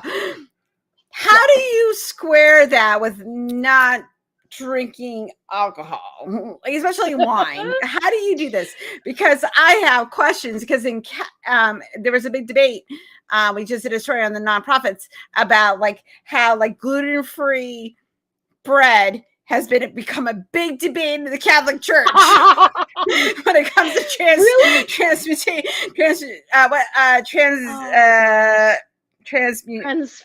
Rob will know. Rob, give me words. Transfiguration? Oh, it's not trans people. Oh. Substantiation. Transubstantiation. So, yes. how do you square that? I want to know. These are inquiring minds. When it comes to like the alcohol part with the sacrament, this is something I only learned from the Naked Mormonism podcast, and I only learned it like again just recently when I was just like binge listening to this show. I got there eventually. I got there. It took a little time, but I got there. This happened early in the church history, when I don't think my family had even joined yet. Like, this is when it was a very, very small group. What happened, they were using wine at first because, that was the tradition at every other church. Mm-hmm. But there was one day Joe went out to get more. Yeah. He went out to get more wine for the sacrament. I just imagine a guy in like flannels and jeans, like, and he has like a pickup truck, and like this is my dude Joe. Like, Joe. Anyway, he started a church. He's not that cool though. He's not that cool. Like, he listens to Joe Rogan. He's that type of guy. So anyway, go ahead, dude. Joe Rogan would fall for Joseph Smith so fast. It would be the funniest thing. Oh, did you? Okay, keep going. I was going to go ahead. Okay, yeah. Just talk. Yeah. No, just keep going. Okay, so, just keep talking about Joe. So Joe goes out to get some new wine because they're out. He gets sick of it, like tired of it, just doesn't want to keep going anymore. So, what he does, he goes back and says he was inspired by God to pray. And God told him not to use wine anymore because it was not as pure, and they were to use water. And that is why Mormons use water. Wait a minute. For the people in the back, explain again. For the people in the back. What? Joe is lazy, didn't want to go and get the wine, and he's cheap, so he didn't want to spend the money. And so he said God told him not to use wine anymore. And that's why he came back with no wine. That's I well, it makes want to find the episode. Sense. Like I don't know how much wine costs in 1840. And he's also in Utah. Was he living in Utah in 1840? He what? Huh? Was he living in Utah in 1840? Like what? No, he got killed. He was killed when they were in Illinois. Oh, that's right. He did get killed. I'm sorry. Happened. Like I don't know. It's all okay. So was it Brigham Young that brought Mormonism to Utah, and that's why it has such a big Mormon population? Yes. And that was one of the reasons that a lot of people followed him, because that was Joe's plan. Where's Joseph Smith? Is he from like Missouri, Minnesota? Elmira, New York. Oh, New York. I was totally wrong. Yeah, that was an came from all the way across. So they went from New York to Utah. Yep. Joseph Smith died or killed? Killed. Oh, the wine fairy's here. Thank you, wine fairy. I was wondering if the wine fairy is going to show up. Okay, come on. Come say hi to Stephanie. Stephanie's on my podcast tonight. Hi. Hi, Stephanie. She said it's good to see you. Okay, cool. I like Good that to see there's you a wine too. fairy sightings. Yeah, I know it's my fairy. So anyway, Yay. so yeah, God doesn't want you to be a winehouse. Okay, even though he really likes wine, it's very confusing. So Yeah. okay, so did God reveal to Joseph Smith? I'm so confused how this works because Trust me, so are so many Mormons. We just I got don't so many think questions about it. because, like, okay, because you have the story of the Last Supper, right? Mhm. And a big part, not even just in like the Catholic religion, but in other religions, the body and blood of Christ, and where transubstantiation happens with Catholics, like even still, like people will partake in communion as a symbolic representation of the sacrifice of Christ. Okay, so cool. Like, I get it. On like religious history. So in this fanfic, like I'm just confused of why the Mormons are kind of like God changed his mind, which means that God is not all powerful and all knowing, because you have to get new information to change your mind. I have questions. Oh, unfriended grape juice. Is unfriended? Is it unfriended? You unfriend your grape juice? Non sequitur. Oh my gosh. Yeah. I have so many questions about this wacky religion you used to belong to. So do I. It's fucking So wild. do I, and I was in it, and I still like, what the?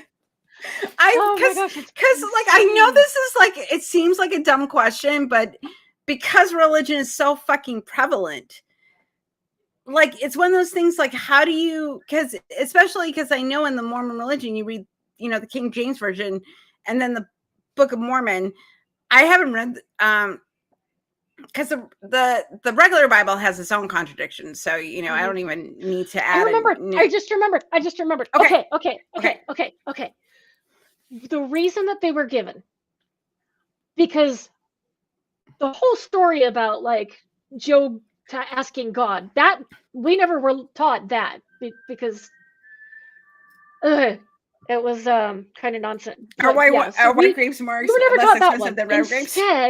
Instead, what they focus on is the line where Jesus says something about water and life, and I know that water is the what is it? Water is I know what you're talking about. Yeah. They would use that as their reasoning. So I got Jesus quotes. I'll pull it up. That's okay. Yeah, and then they would also use the word of wisdom, the whole water and okay. No one can enter the kingdom of God unless they are born of water and the Spirit. Yes. Is that it? Okay, cool. All right. Yeah, there was that part, and then something about like how Jesus is the you drink the water of in my name and you drink of life. I know it's a thing, but I cannot remember exactly because I've been so far out of it. But my problem is that there's still the quibble about like Jesus like turned water into wine, perform miracles. That's honestly because Joe hates the Catholic Church. Well, that's fine. I hate it too. I'm with Joe on that. Like I hate the Catholic Church too.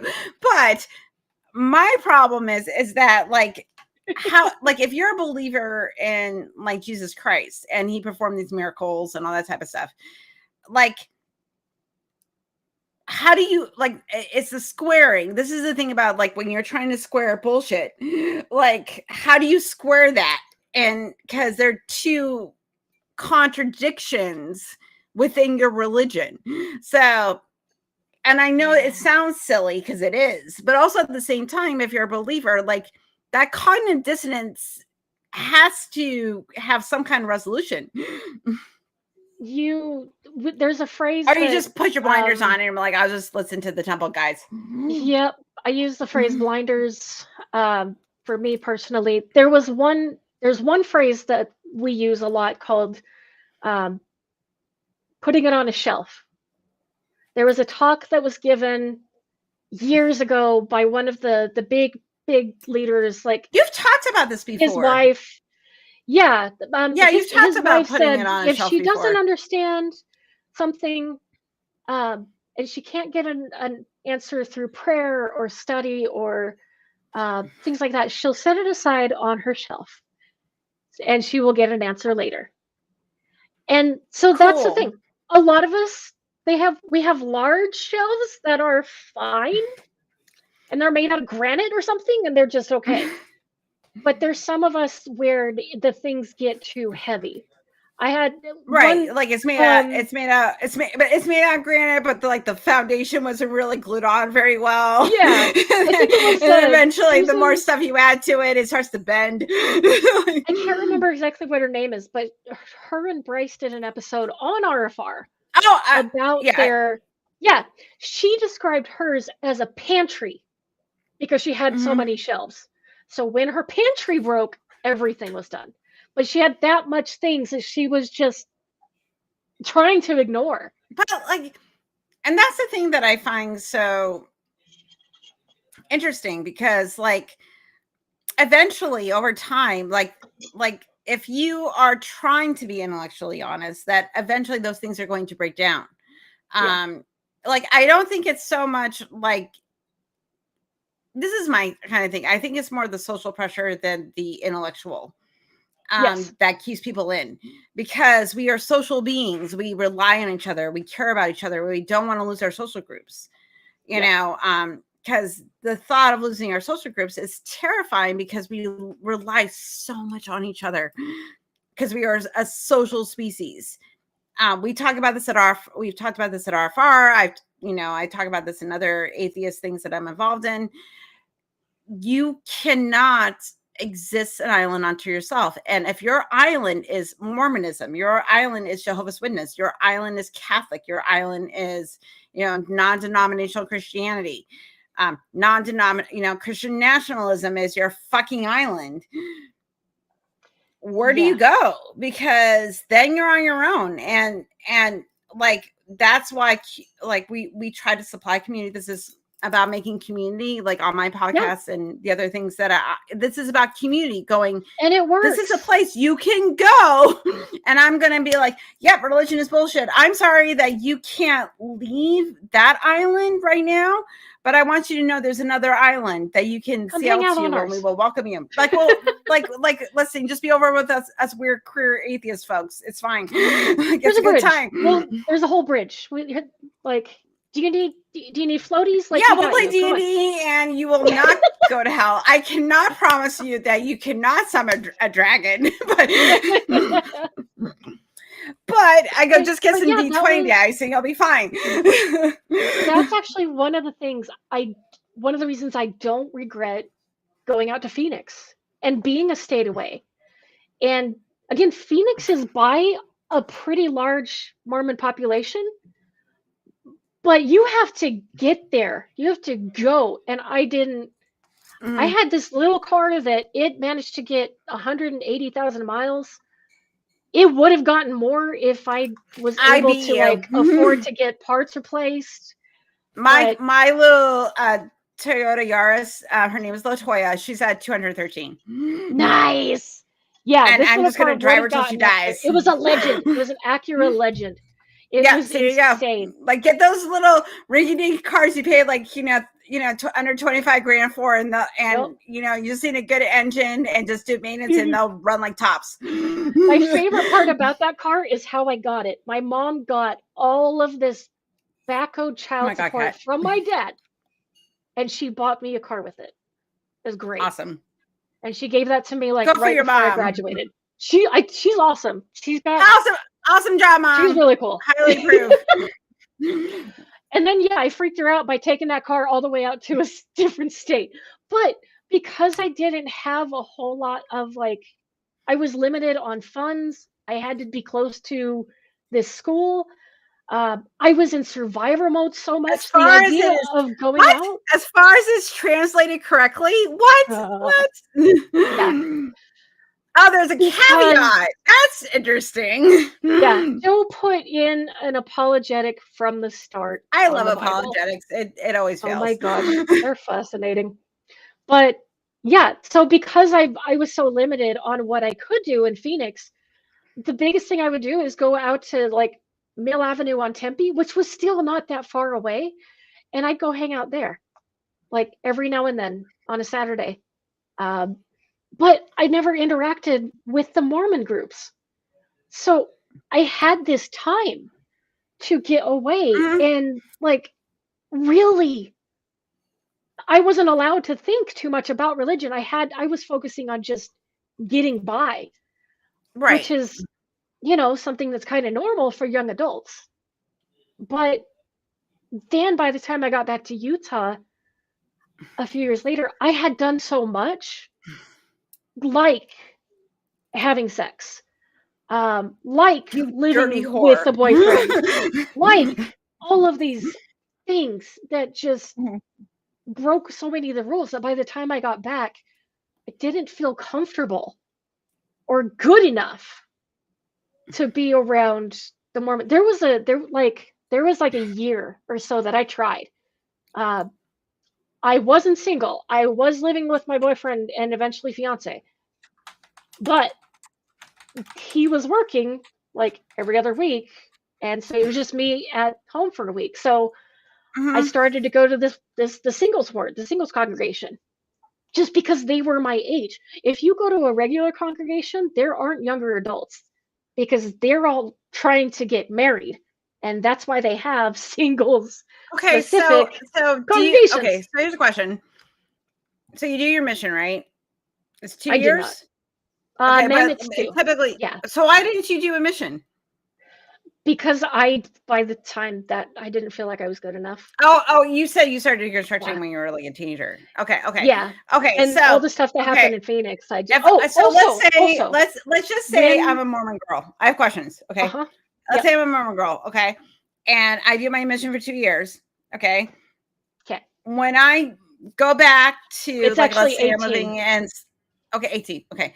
You Is don't it get to 18? do 2 years. It's 18 for women. You don't get to do 2 years like the men. So is it 1 Also, year? you have to wait until you're 21 to do your mission Why? because you're a girl. Oh, that's right. I have that wandering vagina. I have a wandering womb. It's a hysteria. I forgot. I'm so sorry. And you are most likely waiting for your missionary to get back, and then you're going to get married. Or But what if you're you also so really can you go likely. so if you're like like the guy that you're supposed to be with, like, do not like I got married at 21 and I got divorced. Do not recommend. But okay, so moving on. Right.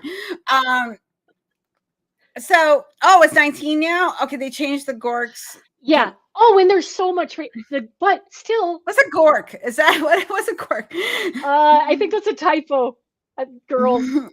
But yeah, I need to know what a gork is now. That's fantastic. Is that like I thought that was like a Mormon like That's inside gonna be joke. a D&D, D&D Mormon gork now. Okay. Regardless, okay, so let's say like I don't care if it's 1 or 2 years. I don't give a shit.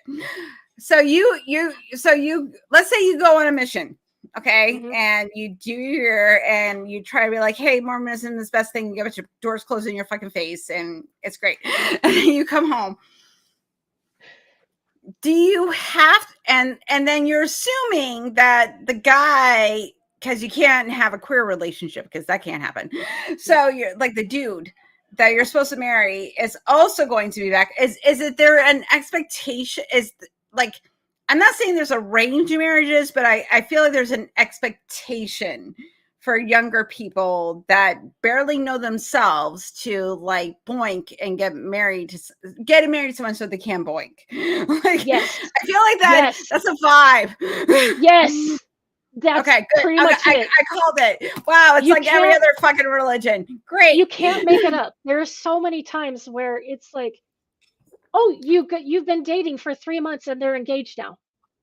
3 months is a long time. 6 months is, "Oh my gosh, why are you guys waiting this long?" But yeah. Oh, and if you don't go on a mission and you're a really good Mormon girl, you go to BYU, but you don't go to BYU Yeah, to get a my degree. that's where my, so my friend that I mentioned that was one of my best friends growing up, it was very strange to me, even as someone that was, in like 19, 20 years old. And they're still married, which is amazing. But that's pretty good. they went to Brigham Young, met their husband, and they love the fuck out of each other, which is adorable. But cool. I'm very grateful. I'm very grateful. But also they left the church because their oldest, which is the same age as my kids, because we were pregnant right around the same time, they end up leaving the church because their oldest is trans, and they were like, "We love our child more than the church." Good. Like they still hold some of the Mormon beliefs, but they just can't be a part of the church anymore. And she told me, like, the work that I did with RFR was really helpful for her. At like knowing that I was doing like this, like sort of like help with like deconstruction and stuff like that. But she said, like, I can't be part of an organization that will not accept my child. How long ago was that they stopped? This was I want to say this I want to say this was about 8 years ago. Like when they're, because my kid came out 4 years ago, but they noticed that their kid was coming out like right around when he was hitting they were hitting puberty. Okay, because one of the big reason I mentioned this at the end of the RFR talk I gave, the first one. Yeah. The November 5th, I want to say it's 2015. But when that happened, that's my lines. Yeah, because that's the one that ticked me off so much. Like, and like I mentioned, what's an EFY? What's an EFY? Especially for the youth, I think. Okay. Sorry. Which is a whole other problematic thing. That's a whole other problem. Okay, let's go back to the trans thing. Yeah. And the queer youth thing. Yeah, that was when they decided, it was leaked. It was not supposed to be like known for everybody, but it was a change in the handbooks. Basically, like the congregation leader, if something's going on and they're not sure how to handle it, they refer to this handbook. And so in the handbook, it now says that if you have a couple who are same sex, married or not, their children are not allowed to get baptized. Why? If they do get baptized, they have to wait until they're 18. And if they get baptized when they're 18 or older, they have to disavow their parents. Oh, that's because their parents are living in sin. Cult shit. Yeah. There were so. Why would you? Are they taking notes from Scientology? And if you had a baby, if they had a baby. So this is something similar I've learned. So that's the question. Like if you're queer, like let's say you're a queer couple and you have like a surrogate. If you're two gay men, or you're a lesbian couple and you're just impregnated by like someone that just like, hey, I just want to have a child and raise it with my partner. Surrogate, I don't think they have a problem with. Because I know. But would they have would they have a problem with surrogates if it's two gay men? Yes. Yeah. And they also like not surrogates if you're cis and penis vagina, but if you share the same genitals, suddenly that's not okay.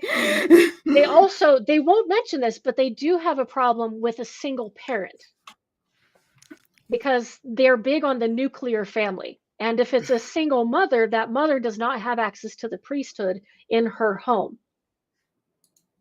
So that's a whole thing. But if you're a same-sex couple and you have a baby, like a brand new baby, one of the similarities with a lot of other religions I've noticed is when you have a newborn baby, that baby gets some kind of a blessing, like a christening or like a baptism. I've been baptized. I had my kids baptized. Yeah. Yeah. And the Catholic Church. Thank God both of my kids are atheists. I'm just gonna say. Yeah. Yeah, but that was also a thing because if you're a same-sex couple, you are not allowed to have this baby blessed, which is also usually the time where Yeah, this is the part that is so horrible about this is a baby's That's so blessing. gross. This is usually also a time where this child is introduced to this community. And it's a Right? huge deal. It's like this big celebration of Okay. welcome to this world with us. But And they're but not but if allowed. you're gay and you can, okay, all right. And If you're I gay and you understand that. marry Like, him, we were, if you yeah. SR and I were having this conversation that like there's a bunch of queer people that are religious, and that's fine. Like, we can go, cool, great. Yeah. With, okay, I'm just gonna say from a PR perspective, Right? if I'm gonna do This some is PR why it shit, was okay, I'm leaked. like, hey, religion, let me tell you something, okay? Your numbers are going down. Oh yeah, they know. They know, okay? And there was a huge How do drop you in keep people in 2015. your fucking, and then like I'm like, listen, I don't want people to be a part of religion, but I'm gonna do some PR marketing right now. If you want people to be part of religion, don't reject queer people. Just don't. Easy. It's that easy. Just be like, hey, like, we love you. It's fine. Yeah. As long as And you're don't not even be being like, a terrible human being, like, it's fine. Because I don't think God cares. Like, okay, like, if I was an all powerful, like, if I was a goddess, okay, I am. But if I had actual power, I'm a goddess unto myself. Okay, Goddess Helen, thank you. Anyway, if I had all the powers of a goddess, okay, and I can control the universe, I can control time and all that shit, okay, why would I be concerned with everything else my little creatures that I created doing is what they're doing with their genitals? Like, if they're not hurting anybody with their genitals, then I should be like, cool. That's fine. Go procreate. Go make more babies to worship me. And also too, like, if you can raise people to worship me, better. But this isn't always my thing. I'm like, okay, cool. You're doing that thing. But for some reason, if you're sharing genitals, it's not okay. And this is why all paths lead back to misogyny. Because you and I are Stephanie, you and I are supposed to be brood mirrors. Them's the rules. Yeah, and if you decide not to be a brood mirror, then you don't have worth anymore. yeah. Henceforth, Oh, in fact, all paths lead to misogyny. So that was so still stuck in me. Yeah. This idea that I'm just supposed to have kids. Mm-hmm. When I had my tubes removed, because I wanted to, for one. You should. And don't do anything. And also, this was right after Roe v. Wade was destroyed. So I'm like, I'm not giving them any excuses, even if there's something accidental. I am not putting myself in that situation. So I got mine done in I got mine done in 2003, 2004. Yeah. 2004, May 2004. I shut down for business. I'm like, nope, no more babies.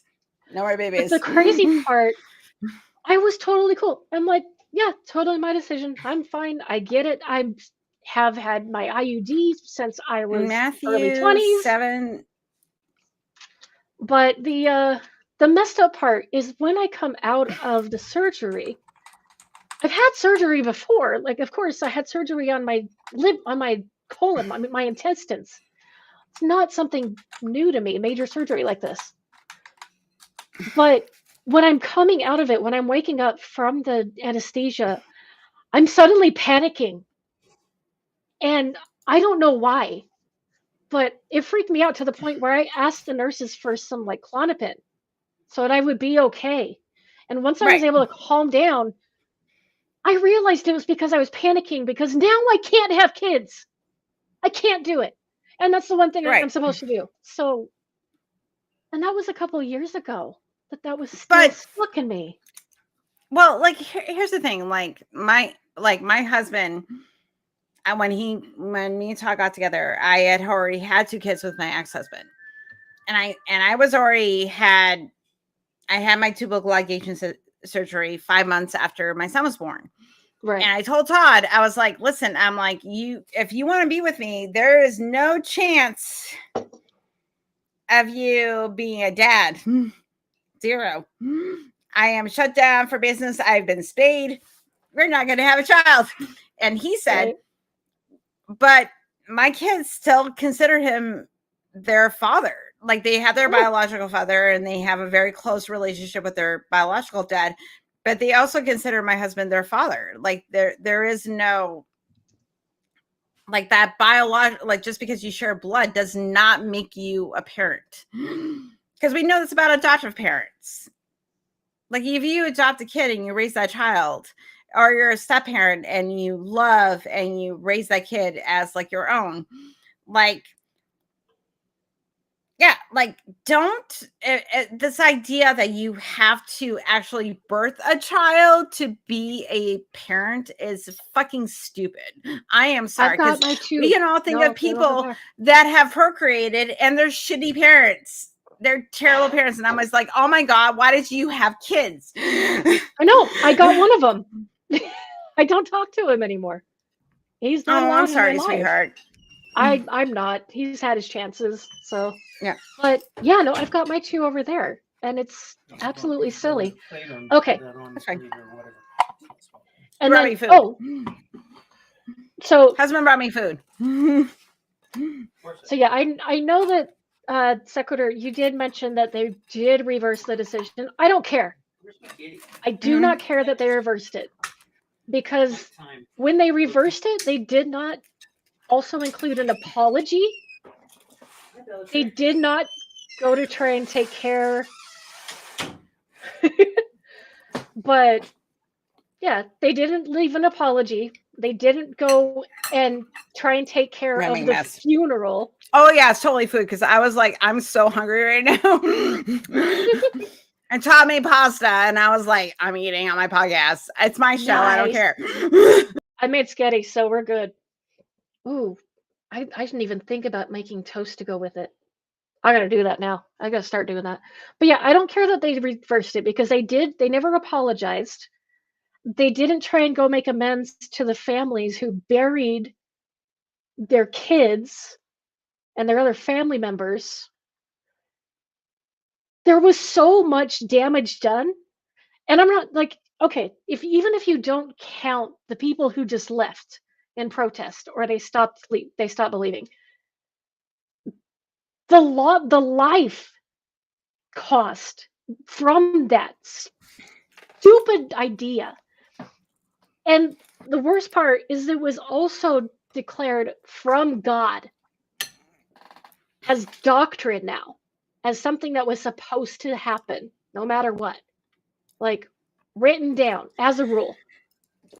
They never apologized. And that's the part that ticks me off the most. That was the reason that I didn't even try to step foot in a church for years.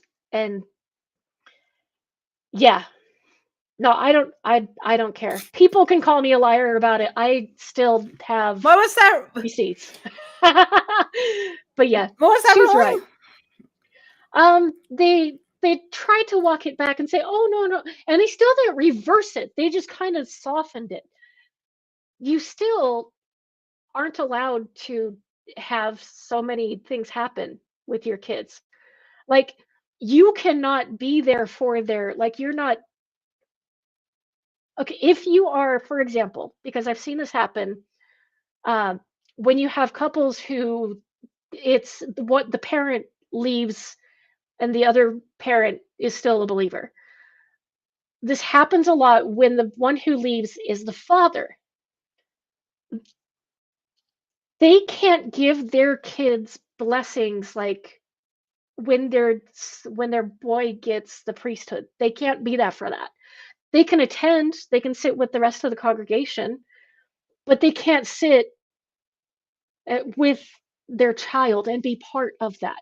They can't give their newborn baby a blessing, which is usually what the father does. Right. Well, that's the same thing. When you have a same-sex couple, they're both men. They can't do that. It doesn't care if they softened it. So I still say it stands. So if the church softens the marriage, you still, if you have a child, you cannot give the blessings of the particular church, of the Mormon church, to your child. Yeah, they And why is that? What did they do? What was their reasoning? Because they're gay. Because they are not a heterosexual couple. Again, why is it? I'm so confused. I'm sorry. I find it's. Yeah. I'm sorry. It's there fucking is dumb. Lot. Yeah. And there's a lot that you can't do if you no longer believe when it comes to family. Like you can't be there when they're married in the temple. So you can't. A lot of places lately they'll even make you wait outside. Some places you could wait in the temple lobby. But yeah, it's I just don't understand. until they reverse it and they actually fully accept same-sex couples and they're allowed to get married in the temple, it doesn't count. You're allowed to get married in the temple. Your kids can't be blessed within the temple. You can't get married in the temple if you're with the same sex, if you're a same-sex couple. Period. You can't do a lot of the blessings are done just at the regular congregation. Okay. But that also means that you can't be sealed to your child because you are not worthy for the temple. So, and that's a big deal with Mormonism. That was one of the big things that kept me officially in the church long after 2015 because I still believed I was going to be able to be tied to my mom. And that was what mattered to me, was still being sealed to her. That's why when I no longer believed, she was the one I was worried about talking with. She's the one I came out to first. Mm-hmm. And so that was why it took another, 7 years-ish?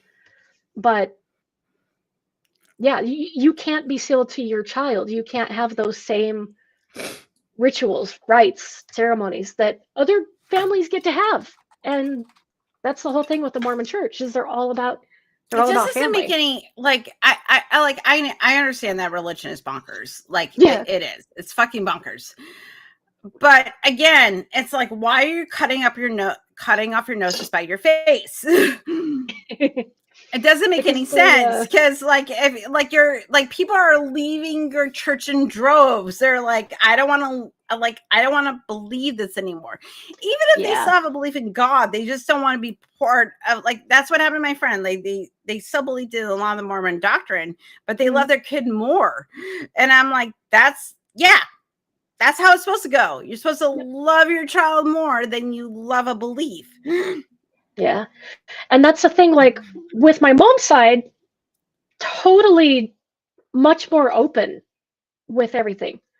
They were fine when I was having my doubts. They were fine when I was starting to listen to new metal and wear tank tops and hang out supposedly with the wrong crowd because they knew I was okay.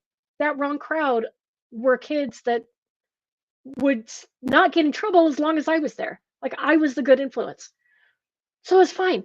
But my dad's side, you talk to them and I'm evil. I am going off the path. I'm the black sheep with them. Which is really funny because I was talking with one of my cousins a little while ago. He left years before I did. And we were kind of comparing notes.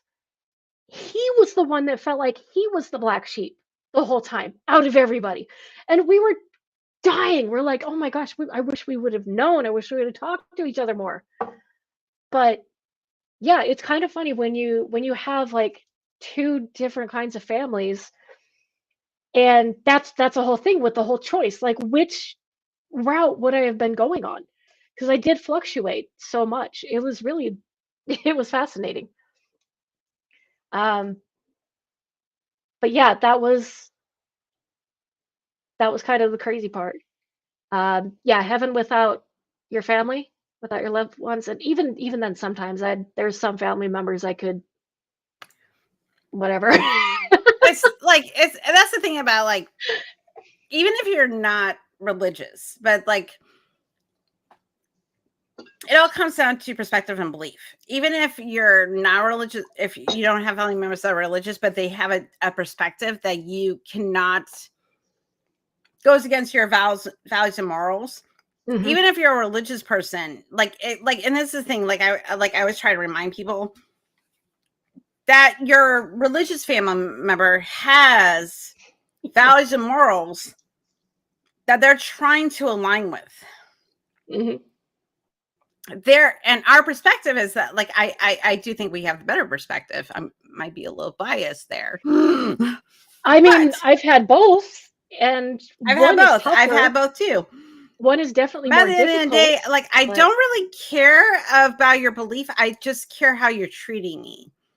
yeah, That's the most, because we can disagree about belief. We can disagree about, perspectives, like, but if you are so invested in a certain perspective yep, that, you won't respect your child because they might be queer, or if you are a person that, is of one particular skin color marrying another person from another skin color, another culture, that's got bad. that one.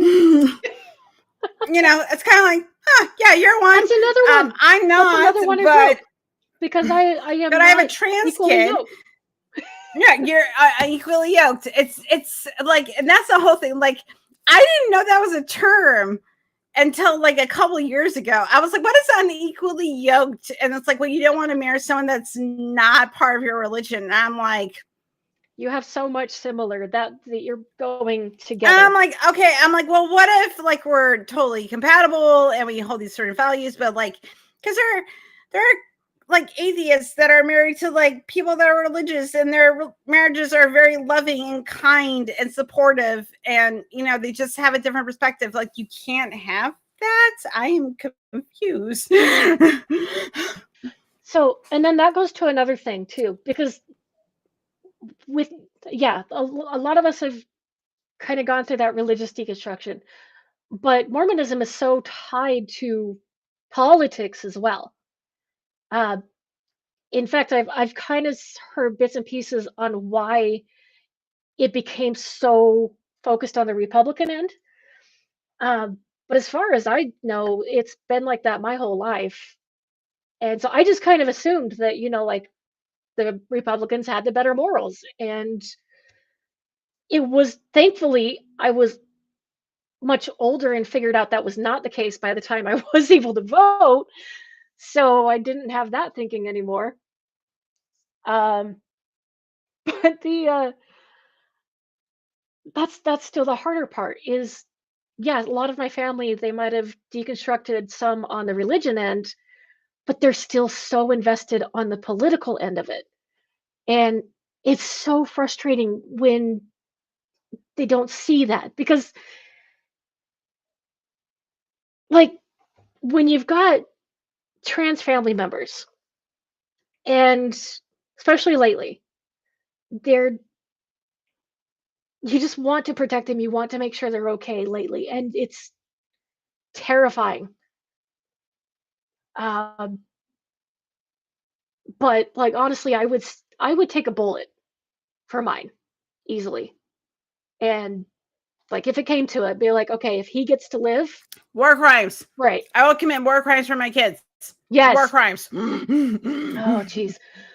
But at the same time, you've got family members who are very supportive of this person, and they're voting for people who are trying to destroy trans people's lives and making them this huge monster when there's such a small, tiny population. It's so frustrating. And That's they'll the thing, like, people don't understand how fascism works. It's not about attacking people at the top that have power. yeah, Like, like back in Nazi Germany, it was the Jews. Like, yeah, just pick a marginalized group. During the 80s, during the Cold War, it was the queer people. It was the gays. And okay. AIDS was divine retribution. I didn't know that part. Oh yeah, that was a big thing in the Jeez. AIDS crisis with See, Reagan. I knew that there Oh was yeah, if like you look definitely a up bent I towards was alive religion. during the 80s. Yeah, I I was remember this born. whole. I was born. I was 85, so But luckily, my parents were like, no, like they didn't understand gay people, but they understood that like diseases was not transmitted if like someone has like HIV. You cannot get it if you just like touch someone, you know. But like it's always the marginalized groups. It's always people that don't have power, don't have influence, because easy target. Those people you can say exactly right. Like it's always like, you know, immigrants come across the border. It's always the queers. It's always like someone that is not white, religious, cis, heteronormative, blah blah. Pick a thing. Mm-hmm. If you're not a WASP, you don't get to play the game. Because it's so much easier to build that narrative because it's such an easy group to attack. It's so easy to do like with, you know, like trans people, to do like this little group that makes up, like, it's still like a significant portion. Like, you know, I think it's like 3% right now, or I mean, between 3 and 6. Yeah, but it's That's not still 50. millions of people, but it's not like 50% of the United States that are like evangelical Christian that voted for, you know, the orange shit given. Like, it's not the same. And I'm sitting there going like, my trans friends and my child, like it was really funny. They got their passport and they were like, Mom, I got my passport. I was like, cool. They're like, I got an F for failure. And I'm like, did you feel like being trans? And they were like, yes. Like, and I was like, it's so dumb. Like, because that's just the sort of, so they're but just so you know, everybody, hold on, just to make everybody feel better. Trump did say that gender is decided at conception. So every male that you know is trans. So just so you know, every male welcome to hating the that you know is trans. Welcome to the new revolution. So if you were assigned male at birth, nope, you were assigned female at conception. Deal with it. Like I'm like, oh my God. Seeing that, and it's like, I can't, but it's so funny because it's like, then you don't understand how science works. Oh my gosh.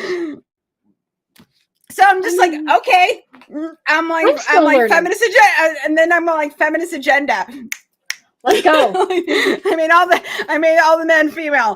That's what we did. And on top of that, all of the guys who have like been like male allies, cool. Now you're one of us. Like officially, you're one of us. Welcome to the club. Oh my gosh. I love that he said that, because they're a benevolent leader, that they believe so much of what he says, and they, like, you know, bow down before their king and, you know, do the proverbial dick sucking. Yeah. Cool. And it wasn't that. Okay, cool. Like, all right, then every male that you know is trans. Because he said gender is assigned at conception. Guess what? Beautiful. Sure. And I love it. But that's the thing, like this whole thing about like more like when Seth was on, you know, a couple weeks ago, we were talking about how religion really does set up this whole idea that there's going to be this one dude, like Joseph Smith, Brigham Young, you know, the Pope, you know, whatever it is, you know, David Koresh, you know, Hubbard, David Applegate, like pick a dude. It's all white dudes. It's all white cis dudes. I guarantee he owns a penis. I guarantee it. Anyway, that is going to be the leader. Yeah. That is going to help relieve our existential crisis. That is the thing. Like, you know, I'm in poverty not because, like, you know, corporations are taking advantage of me. It's because of the trans people or the immigrant or whatever. It's like, nope. No, I am sorry. The immigrant that's taking advantage of you is the richest man in the world. That's your problem. That's the immigrant. And I'm also, too, I don't really care where he's from. You're kind of fucking things up. I don't like you. And also, too, like, that's the whole thing. Like, if people build up these narratives in their head, like, about, like, Joseph Smith, like, he got some kind of divine revelation to, like, God, just to say, like, hey, I want power. Everybody should be like, wait a second. Hold on. But the thing is, though, it's much easier to fall into line and just like your benevolent leader to tell you what to do. And and religion knows how to do that, because with religion, you're not supposed to question authority. Like, it's God. Mhm. God said this thing. God said that white people is better than people of color. Cis people are better than queer people. Men are better than women. Like, pick a thing. Pick a thing. Yeah, it's been wild watching this, and I hate that I'm doing it a second time, but I'm at least glad that I went through the whole thing a few years ago, because now I know the game. Mm-hmm. I know more of like, okay, that's bluster, that's shock and awe. This is important. Mm-hmm. Like, it's a little easier to catch that now. Also, my kids are older, so now it's easier to talk with them about it, so that they're more aware of what's going on. My one of my kids is in the Army, and I'll text Andrew. I'm like, "What's going on?" He they came and saw me in December. Mm-hmm. I'm like, "How things going?" He's like, "It's like they share their bunk with a conspiracy theorist. That's a Trumper." Oh no! My poor child. They're like, "Mom, guess I don't know what to do today?" They're like, "Mom," and like my kid has a trans sibling, like their feminist queer mom that's has like none, like doesn't hold any beliefs, like does not think religion is bullshit. Like imagine my child, imagine my cis straight white male child, imagine me as their mother going like, that was interesting. They're like, I don't know what to do. And I'm like, they're like, I just keep my head down and I'm just gonna watch anime. Like, I don't know. That's a good plan. That was someone actually suggested, if you watch an episode of One Piece every single day, you'll get through 4 years. Yeah. So there you go. If anyone else, I highly recommend you also watch Has Been Hotel. Watch that show. That's a great show. Watch the first episode on YouTube, and you have to. Okay, Stephanie, Mm-hmm. Do you love irreverent humor? Have you met me? Yeah. Yeah, I know. Do you Laughing in Outer Darkness. Ooh. Do you love demons? Good demon, like a really good demon. Good demons, like fun demons, like queer demons, like queer demons. Okay. Yeah. The queer demons. Okay. Do you like moral ambiguousness? Yes. I've seen every episode of Lucifer. All right. Yes. I'm going to tell you all, you motherfuckers, right now, because I love you. You're going to go on YouTube and you're going to watch the first episode of Has Been Hotel.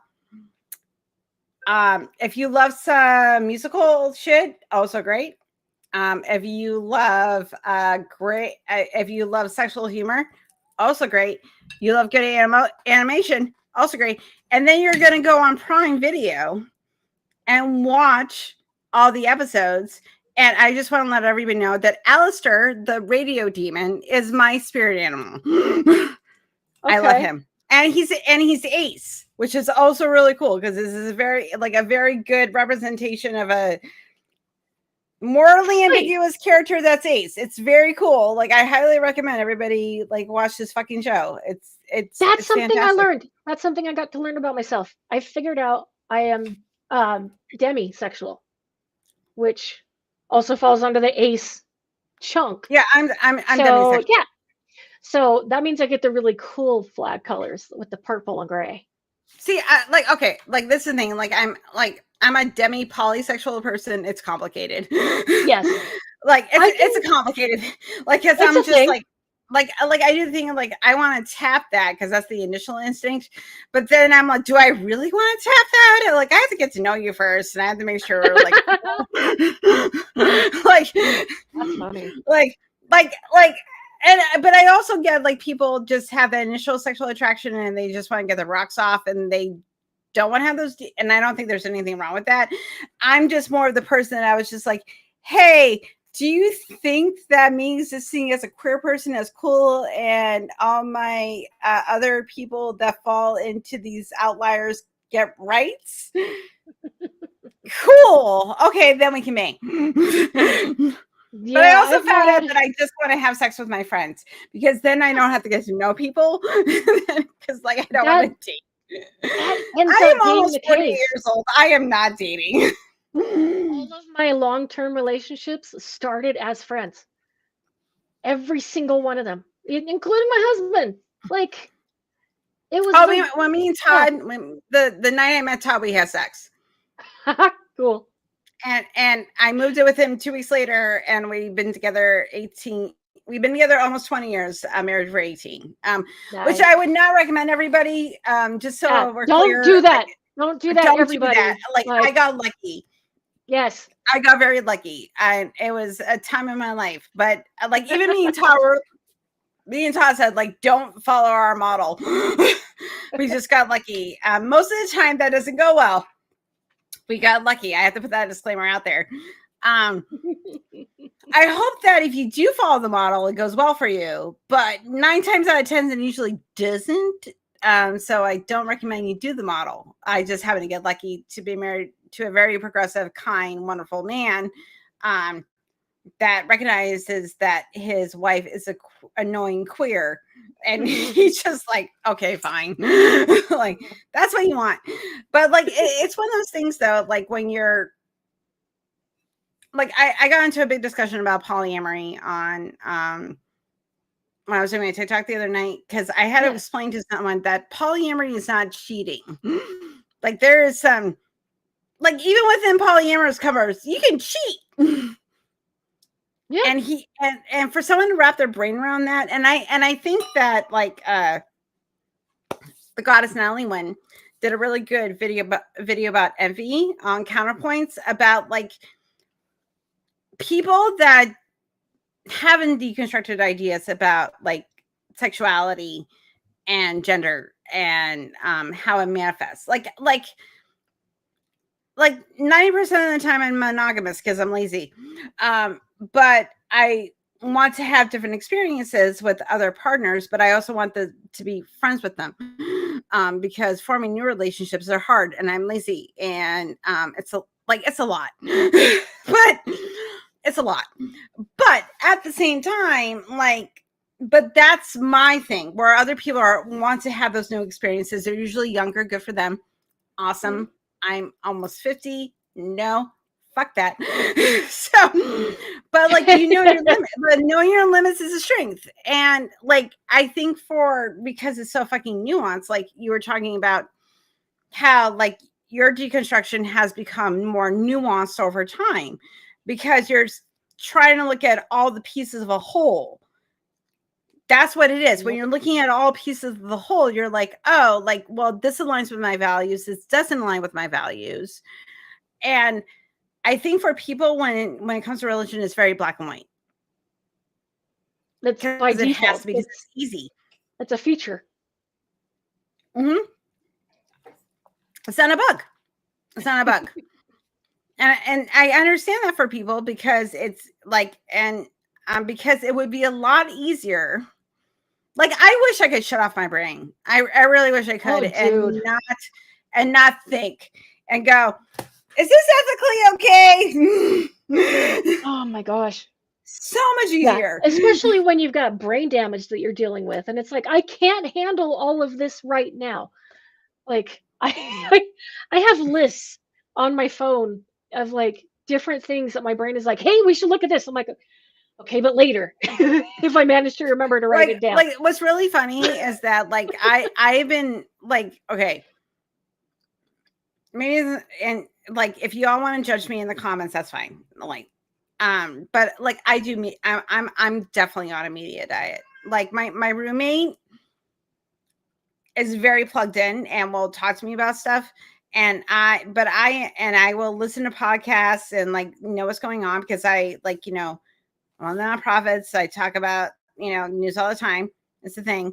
I'm informed, but I am not doom scrolling and I am not because like I'm gonna find out about it fucking anyway. But also at the same time, it's just like I have to like, why am I playing so much fucking D&D right now? Because things are really bad. And but it's keeping me sane. But also too, it is also like I'm kind of like living through my D&D characters to like get myself emboldened. Like I'm gonna be like a very annoying queer for the next 4 years. I'm doing that with mine. It's kind of cool because I've never played. The only role playing outside of video games that I've done, back when there were AOL chats. Okay, that's again me and a couple of my friends. We would go into the role playing chats, like specifically like the ones that said the pub or what's the one where you go to a bar, but it's old timey. Like a speakeasy? No, older, old timey, like a D&D tavern. A tavern.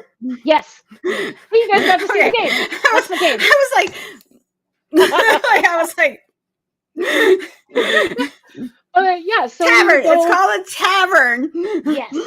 We would usually find like the chat rooms labeled something like tavern that we would go, and we had our own little personas. I still have mine. Like if you ever see me play video games, a lot of times if it's not contradiction with 2Ds, it is Siana, T-S-I-A-N-A. And that's the character I made way back when I was a teenager. And we would go and we would just pretend to be these characters. And yeah, that was the first time. But I haven't done that for years. So playing D&D has been really new to me. So yeah, my current character that I first started to play with is a bard. And not only am I so new to this, best class, bard's the best class, and I'm like, you know what? So much fun. I'm like choir geek. I can get creative with music, maybe. Like we'll see if something happens there, and things have happened there. I have written 2 songs. There you go. But I'm so new to it. But I've also got all of these memory issues. So the idea of not quite catching on or missing something important in the game that might be apparent to everybody else who's used to playing, it fits me and it fits my character, so I can play with that. Like I learned D&D because I was like I had never played before up to like 6 years ago.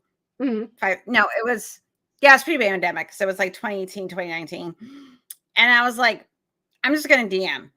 I knew about it like in the periphery of like being like 80s and 90s kid. Like I knew what it was, but like I played Vampire the Masquerade in the early 2000s. Okay, like I did some tabletop, but I didn't actually play D&D. And I'm go big or go home, so I'm gonna DM. Cool. Learned all the mechanics. Like you DMing. Do when you're 80. Luckily, I had friends that their father played with Gary Gygax. That's cool. The inventor of D&D that have been playing for 20 plus, 30, 40 plus years, that they were like, I would be like, hey, how's this mechanic work? And I have wonderful like friendships because of that. Shoulder porn. Sorry. I'm in like sin. Like I love me some D&D. But I also think like if you are a neurospicy person or someone like you that has like, chemo brain, it's a very easy thing. Like if someone just does a recap, like you're just like, what? Like I was at last session. I don't remember anything. And they go, well, we did this today. And you go, okay.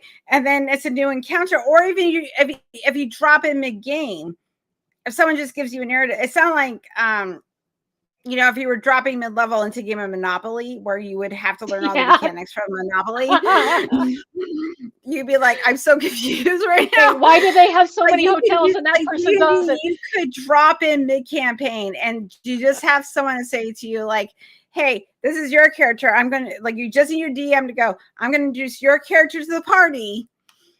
Like I'm doing that in a month with the D&D campaign that Scott Dickey is doing on the ACD Discord, which I'm probably gonna do my Apocalypse. Oh, damn! But regardless of that, these kind of, that's why we wouldn't have video games the way they were if we did not have Dungeons and Dragons. They would not exist. Thank you, Gary Gygax.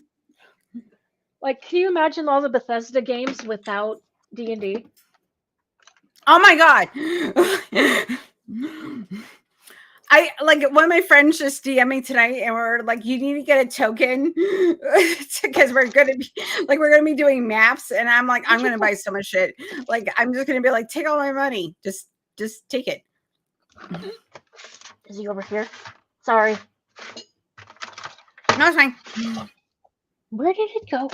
I don't know if anybody's still here. We're just talking at this point. I made a thing. Right? Like, this is the fun part. No, that's fine. We're just hanging out. Like, too bad for you. I mean, the rest is fun too. Okay, But we're just friends. I don't really care. This is my fucking channel. And if somebody comes to like Helen and somebody talks about D&D for 2 hours, like, this serious. fucking matters.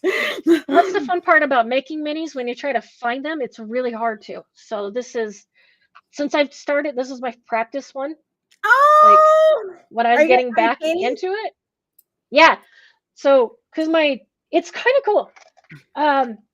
So I don't know if anybody's ever painted minis before, but with really small things requires Kelly really Laughlin, small brushes. My friend Kelly, from Truth Wanted, and he also did an RFRX on the woo stuff of crystals and shit like that. Like, Kelly Laughlin, he paints a bunch of miniatures, and I'm like, do you play? He's like, not a lot, but he paints a lot of miniatures, and it's very good. I was painting before I played. Like when I found out, well, he doesn't play, but he paints miniatures, and he's like, he has this whole thing in his rock shop. Of like miniatures. And like, okay, so I was thinking today, like I was driving home from work because my friend Dave was like, hey Helen, we're gonna have miniatures in our game. And I was like, oh, I gotta buy a bard miniature. Now I want to paint it. Right? But I'm not a good painter because I have ADHD and I do not have the patience. Yeah, it's so really I'm kind of like, but at the same time, like I'm asking myself, do I want to challenge myself? Because I'm not doing cross stitch. Like I'm starting to do like I'm not a crafty person, but I want to do like I'm trying to craft. I'm very hard to craft. Like, and when you got ADHD, you like it's so funny. Like my sewing machine came from one of our friends who got it because she was gonna make bags of holding for her D&D group for everybody. So she got the sewing machine, she got all the supplies, she got everything, and she made one. Never did another one, and never touched any more of the supplies. And you know what I did? We also never used the sewing machine again. And she does have ADHD. So like, yes, so like, that's what it is. A few years ago, I was like, I'm gonna start beading. I made one necklace and a set of earrings and all this beading stuff. My friend Stephanie started doing beading, and I was like, do you want my shit? And I gave it all to her. And I was like knowing your limitations is the strength. And I was like, I have to be realistic about my expectations of what type of hobby I'm going to take up. Like I bought like this kit that I'm doing cross stitch with. I accidentally broke a needle. I got my new needle. I'm going to finish this cross stitch. It is possible. I'm going to see how I feel about it. Like I'm going to finish it. Yeah. Because like I really want to do like a bunch of cross stitches of like poisonous plants and just hang them in my house. Oh yes. Because it's very witchy and very me. So I was like, cool. But also at the same time, I'm like, be realistic about your expectations. See how long it takes you to do this little, fly amagaya, like, mushroom cross stitch. See how you do. And then if this is something that you're like, yeah, cool, gonna do it, great. If not, like, have realistic expectation. Like, I'm not gonna spend much money. I bought a kit. We're gonna see how I do. Because like with the bead stuff, I went totally overboard. I'm like, I'm gonna buy all the beads. Gave them all away. I made 2 things. And do I have those things anymore? No. Nope. So yeah, the funny part, because my husband made the mistake of letting me go to the card shop, the game shop with him one day, because I've never been. And he would bring home, like, he has all the Magic the Gathering. The boys always have a bunch of, like, Pokemon. They have a I ton never of, play. I they think have I all was sorts of like, I D&D. was a little too, okay. I remember Magic the Gathering coming out when I was in high school because it was a very mid-90s thing. And that's when I was in high school.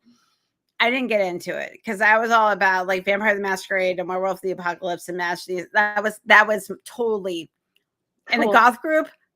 Like us with all the goth shit, that was peak. totally our thing. Like that was our thing. So whenever like someone my age starts talking about like, or younger, starts talking about Magic the Gathering, I'm like, what the fuck? I'm like, I know what you're talking about, but I don't know what you're talking about. What language did you start to speak? Oh, also too, like Yu-Gi-Oh is another one. Yeah, that one I remember. My Yeah, oldest is insanely good at Magic. Like he and his dad go back and forth. Like the youngest is like, okay, whatever, I'll play if I really need to. But the oldest is Ian. Like he went with his dad to his dad's regular Magic group. And my kid beat everybody. Like he won the game. It was great. He won all it was insane.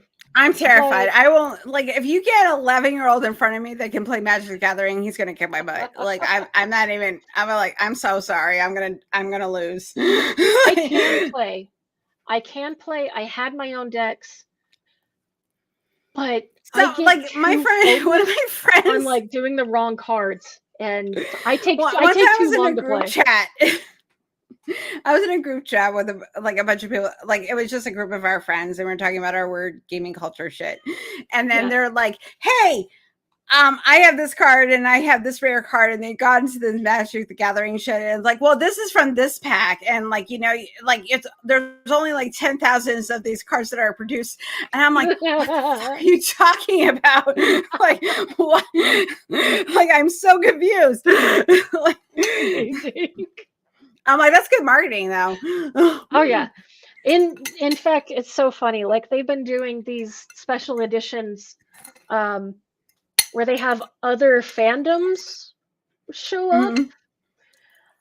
And so of course when they do the Doctor Who sets, we have two of every pack. We have two of every kind. We have two for display and two that we play as.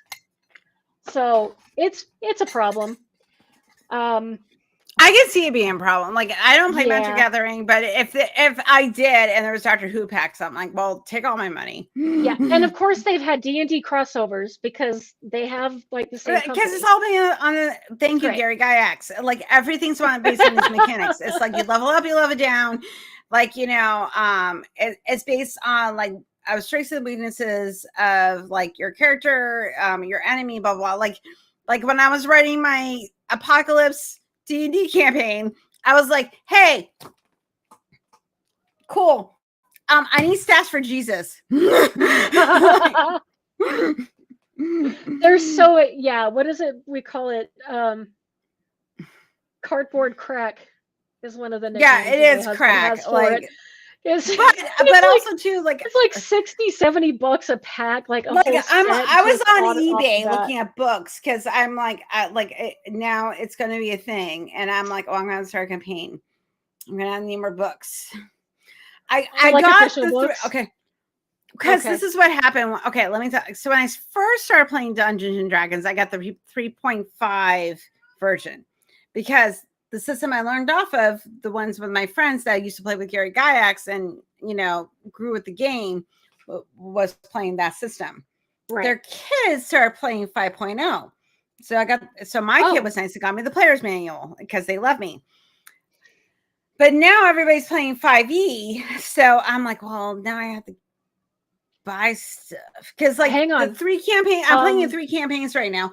All 3 campaigns I'm playing, and I'm also playing Baldur's Gate. So it's all using 5e. Oh, it's bad. Like I'm playing a Baldur's Gate campaign with Kara. Okay. They're playing a Dragonborn. I am playing a Tiefling. We don't get very far every time we play because we're usually drinking. Do you know about? Can you imagine me and Kara playing Dungeons and Dragons? Easily. can totally see that.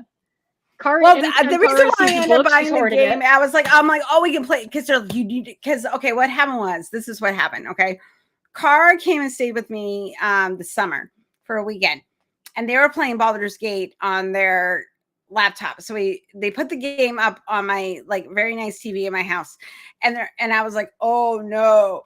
And then I got a very nice gaming computer. So I ended up downloading the game, and now I live in my house and try to romance certain characters and kill goblins. That is my life now. Nice. So because there's sex. There's you sex in Baldur's Skating. You get to choose your Yeah. genitals. absolutely. Like And everybody's fair game. yeah, I am like that was the fun. Everybody said, "Oh, because I got a mod where you can be poly," which is also great. Okay. I was like, "Oh, there's a poly mod." Do you know about the D&D app? For D&D Beyond? Yes. Yes, I have it. Okay. This is the only way that I can keep playing, because if there's something important that my character does, I'll use the notes on it. It's very notes are a great feature. Also too, what's really great if you have D&D Beyond, that it will keep track of your previous stuff that you've done. If you're if you're playing a character in a certain campaign, which is great for someone that has ADHD and gets distracted. Right. Because like we're gonna do paper, and I was like, oh, can we do it online? That's better. But the thing is, though, the Apocalypse campaign I'm gonna be writing, like I did write it. I got to figure out how to transfer it to D&D Beyond, because I wrote it on my own. Because I had to find equivalents with homebrew to make it work. Might be able to make it work. I don't know. Or I might have to use this to paper. Oh my God, Miss like non sequitur. If I do a Apocalypse ACD D&D game, because I'm doing Scott's campaign with Glad and Blind Limey next month, because my character, I'm playing an alchemist in that campaign. It's be super fun. But I really want to do my Revelations one, because I just feel with like former religious people, they'll like appreciate it. And I have twists coming up. Like I have a whole thing. Like, so one of the funny things that Bryce did for like his like a fundraiser that he was doing was a Mormon history D&D campaign. And there's one episode. There's one episode that you can hear for free. The rest of them you have to be Patreon to access. So the first episode that I heard was absolutely fantastic. It was so like I was seriously thinking, I'm like, I have my own channel. I'm already paying money. Like, could I run a D&D game based on the like Revelations on my channel? I'm in. I am totally in. I will I could probably get you and Miss Non Sequitur, and I need 2 other players, and I have a party, and I can make it, and we'll just plan once a month that we stream for like an afternoon, and I will run this fucking stupid campaign. Oh my God. Jesus and oh my God. Justin, I have my stance for my Jesus. He's great. One of the cool things, like I really like the Jesus character I created. Like I totally love my NPC for Jesus. Like I totally love it. Like we're gonna make it happen. We might. Okay, yeah. I'm gonna make this happen. I'm gonna make it happen. That I'm gonna have to run. Oh my God, I'm gonna have to find time. I have no time. Like my poor husband, because I'm playing 3 games. Because I'm playing 3 games with my friends that have nothing to do with activism. These are just my real life friends. Like that's not fair. My non-online friends. They're local friends. I see on a regular basis. Take a minute. Like,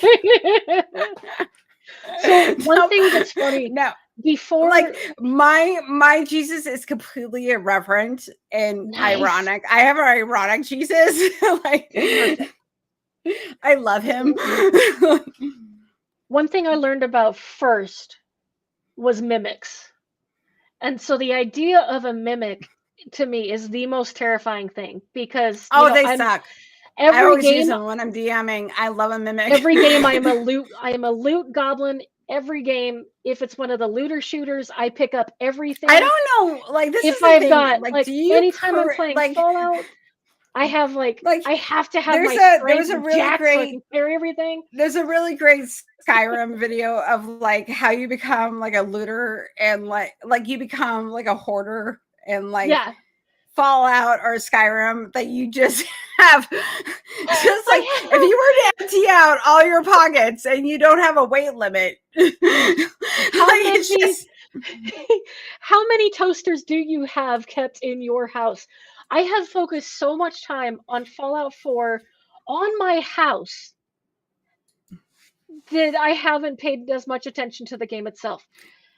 I still haven't finished the game because I'm at the point where you have to choose a faction, and I can't do it. The DLC for Skyrim a few years ago where you could build your house, I was just like, oh no, like, and then I would specifically go kill certain animals and things so I could have like head mounts and things, and I was just like I wanted to be a thing, and then I wasn't really happy with some of the aesthetics, and I was just like, I wish I could just create my own aesthetics because like I'm not dealing this vibe, but it was one of those things. But and then I would still want to get all the other houses that you get in the main game. Like I had to have like all the houses, and then I would still build additional houses, because them's the rules. Sir, there was a game that you could have multiple houses. Okay, like I can't remember. Justin, to be fair, like yes, if you were going to have Jesus as a main double character, piercing, yes, like a piercing, like you can't take blood percent. But the thing is though, is that like, are you fighting Jesus as like an enemy, or is this like an NPC, or if you're going to play Jesus? Because like there's all of it, like all of it, yeah. By default. Oh, so my thing about mimics is that I also became terrified when I found out they can become anything, not just treasure chests. Oh yeah, they can become anything. You've played the Souls games. I saw one that's a door. There's a door mimic. It freaked me out. I had one that was a house. Yeah. I was in a game, it was a house, and I was like, so like my DM is like, okay, it's like there's this house, and like you have to go to the house, and we're just thinking it's a house. And nobody did any sort of perception checks. They're just like, it's a house, right? Oh no. Was that a lesson? Perception checks everywhere. Every step. Because we were all like, it's a house. They're like, you, because the instructions from the DM is like, you have to go to this particular house to get this particular information. Okay. He didn't say we would have to do any sort of perception or investigation rolls. He's just like, you have to go to this house, because that's what the messenger that we got in the game said, that we have to go to this particular house. And we're just thinking it's a house, and the person that is supposed to give us this information is inside the house. Oh no. We get to the house and we're all level 6, and the house is level 10 mimic. And we're like, we got our ass handed to them. And my DM was basically like, did we learn a lesson? He did that on purpose. I'm like, fuck you, and fuck you. We were all so mad. They were like, well, we didn't think it was be a mimic. It's like a mimic can be anything. It can be a rock, it can be a house, it can be a tree, it can be whatever the sorcerer wanted it to be. It can be anything. And you happen to come across a very high level wizard that made a mimic of a house. And I was just like, but I'm like, it's a house. You don't really like when you're playing D&D, you're not just like, it's going to be a mimic, it's going to be a house. Nope. Because we just went to the house, and one of the characters grabbed the doorknob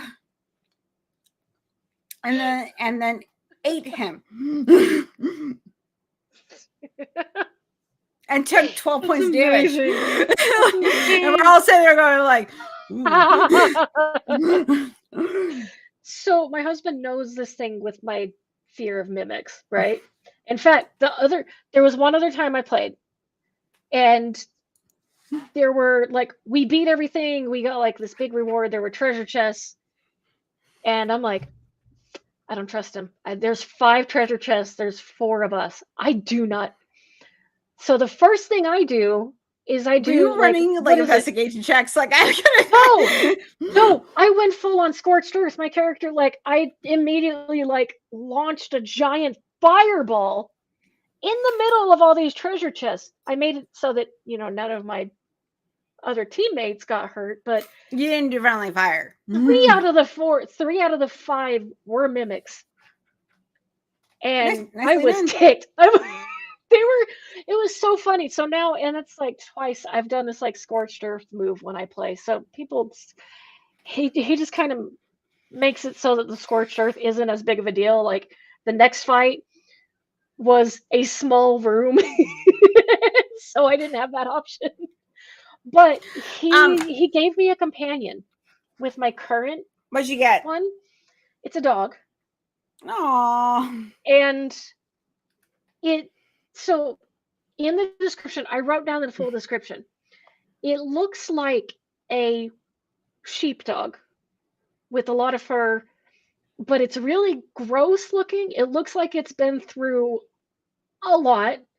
Does it have mange? Does it have like mange? It's just like it looks like mangy, but it's nothing is no tries to clean it are working. No materials are working. Ooh. And it has this long tongue. No, because I'm doing Revelations. I'm not doing Old Testament, so I can't do the Ark of the Covenant. So, but can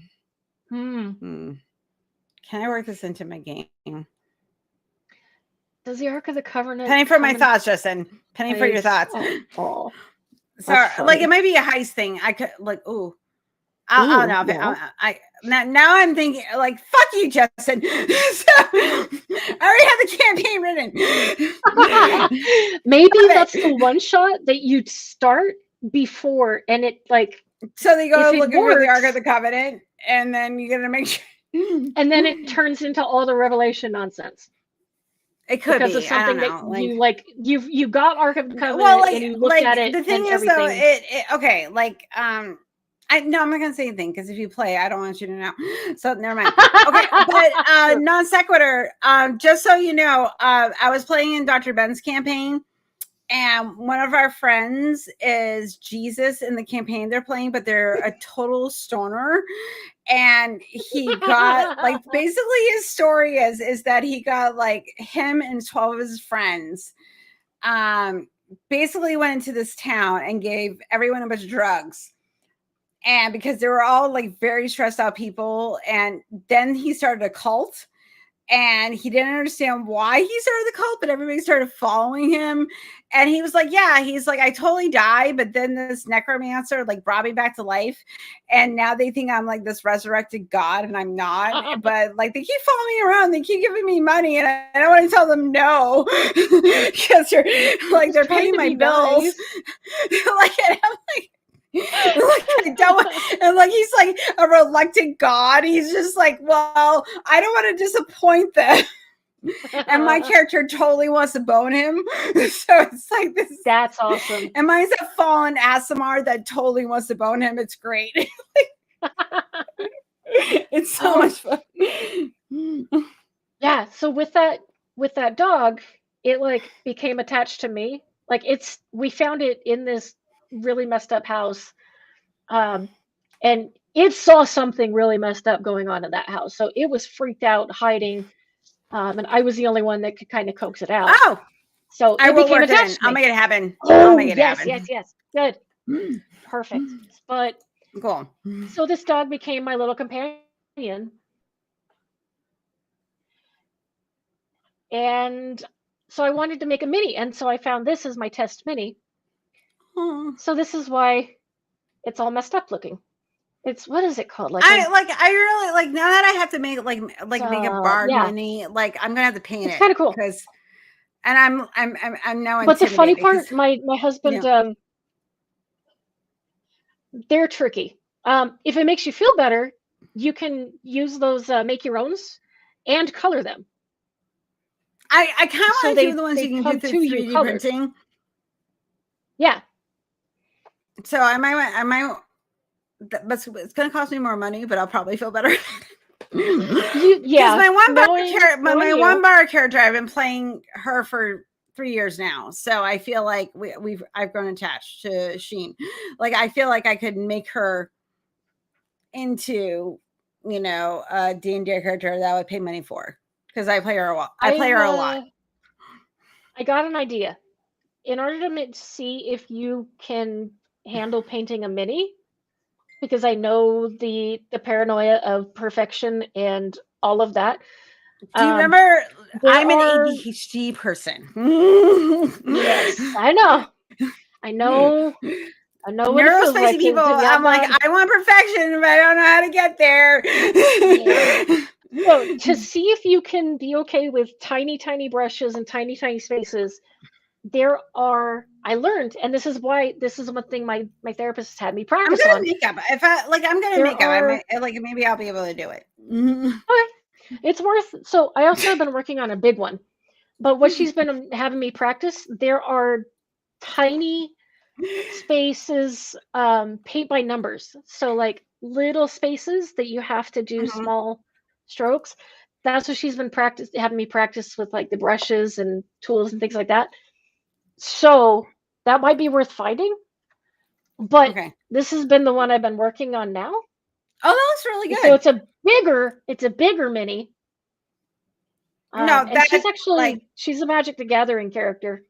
So because I was going to ask if it was Celestial, but cool. Yeah. Yeah, she's really cool. I'm almost done with her. I got to get the wings and the base, and that's it. And I'm going to call her good. I do need to get some too. It's like when you know you're done. I spent 2.5 hours on her hair last Saturday, and I just thought, I told myself, I'm like, I'm going to do an hour, and then I'm going to go to bed. Yeah, and then welcome to Obsessive Rain. It was 4 hours later. Okay. I get lost when I'm doing stuff like that. This is only supposed to be an hour and a half show, and now in 3 hours. So we knew that would happen. Well, that's our friendship. So that's fine. Kids, have some dinner. Okay, and I want to take off my bra. Like, I'm over it right now. So not right now, off camera. So anyway, next week, biblical scholar and super smart bar Nick Soder is supposed to be here. Do I know? I DM'd him today, and I was like, "Hey, what's your topic?" Haven't heard anything, but he's supposed to be here next week. So he'll be here. And then John Gleason, Godless Engineer, will be here the following week. Cool. I feel like I will get a decision out of John faster. Just saying. So that's what's coming up. Go ahead. I only said your shit. Plug your shit.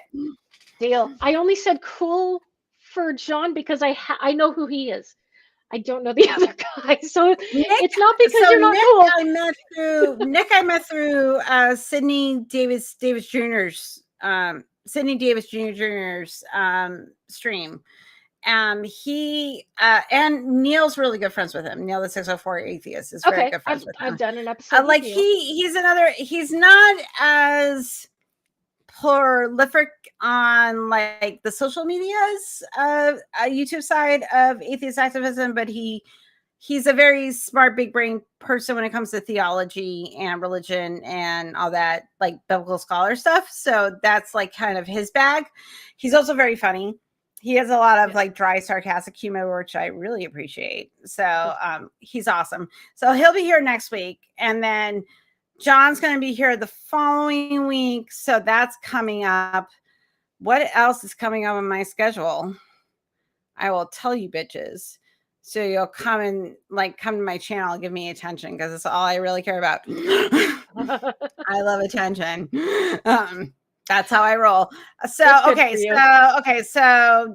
Nick's going to be here next week. John's going to be here. My friend Ducky, who this is one of my personal friends, so I'll be here in 3 weeks out. He's been friends with Todd forever. He was a member of the Satanic Temple, and the Satanic Temple sucks now, so we're not friends with this TST. Super sad. You're doing so good, but we are. He's also someone that's aligned with me on secular values, so he will be here. I don't know what Ducky's going to talk about, but he's also a really wonderful person. So he will be here because this is the idea. Like, you don't have to be a content creator. You don't have to be someone that is active in the activist community where you're face forward. You can be an activist in the background and you just want a place to come and talk about what you do and the values you hold and all that shit. So like Stephanie does. So like do that. Like, so if you want to be here, email me right here. Right here. All I ask is that you don't be a butthead. It's very simple. And No I was cancer. I don't have any open spots till May. I have one more spot for May 22nd, and then we're scheduling to June. Which is weird when I think about it, because I started this in November and I'm like, oh my God, I know a lot of people. So if you want to be part of the podcast, email me here. Please like, subscribe, do all those things. Don't do people will tell you ring bells. You can if you want to. I don't like alerts. And I'm here every Thursday. And if I have a random day, I'll tell you. But if you want to put alerts on, feel free. But you don't have to ring the bell. Just like and subscribe. That's fine. And share. Do that. I'm going to follow me on the socials. They're in the Do Believe Do, and I'm going to put my socials in the chat. I am on BlueSky. I'm on Instagram. I'm on TikTok. I'm terrible at TikTok. I think I'm just too old.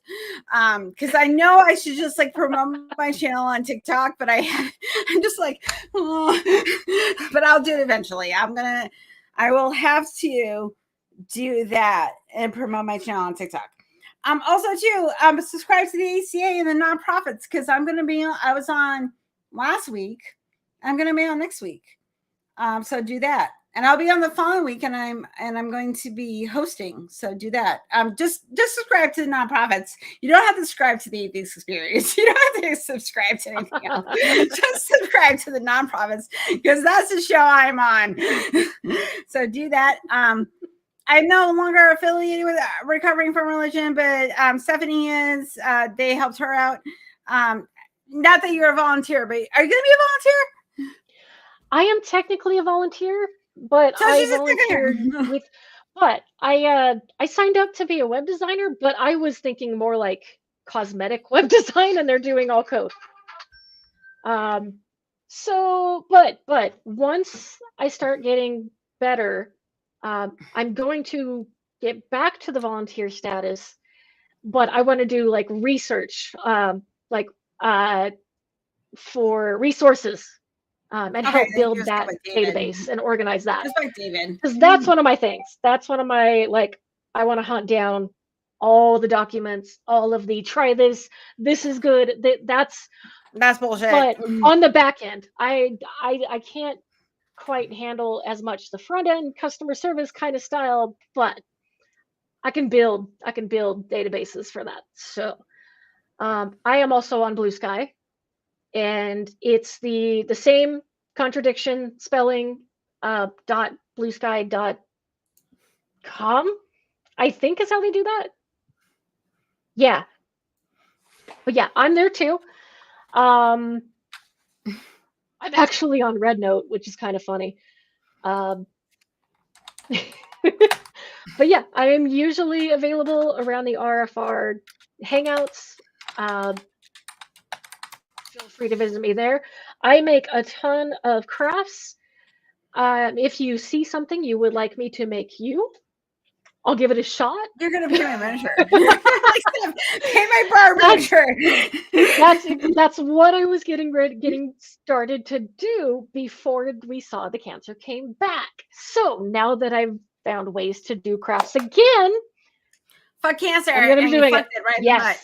This especially. Where is it? Dang it, camera. There. I see it. Fuck cancer. Exactly that. Fuck yeah. I don't swear, but my wrist does. Now you give me my life longer. So they have to. What else do I do? That's the rules. Like, I'm a part of your life now. You just have to be here. Yeah, I'm new around the atheist circles. I haven't quite found my footing. I do want to get more involved. You'll get there. But yeah, it took me 4 years to start my own podcast, so look at it that way. That's still cool. I'm enjoying when I get to hang out. I'm enjoying getting to tell my story. I enjoy getting to talk more about weird Mormon stuff, and so I will probably be I'm back gonna to have talk you about back weird to talk Mormon about stuff. more weird Mormon stuff because we like Yes. just scratched the surface and it's It's so weird. I am doing another RFRX talk on April 21st. And that's the one that's going to be on purity culture and dress codes. I got confused. I'm sorry. It's okay. To be fair, I did schedule that talk. So Sweet. I just As long as it's scheduled, cool. But yeah, I am really excited about that one. Because okay, that one, so I got personal. That one is going to be good. I promise. It should be good. All right. Well, you just have to come and do it here.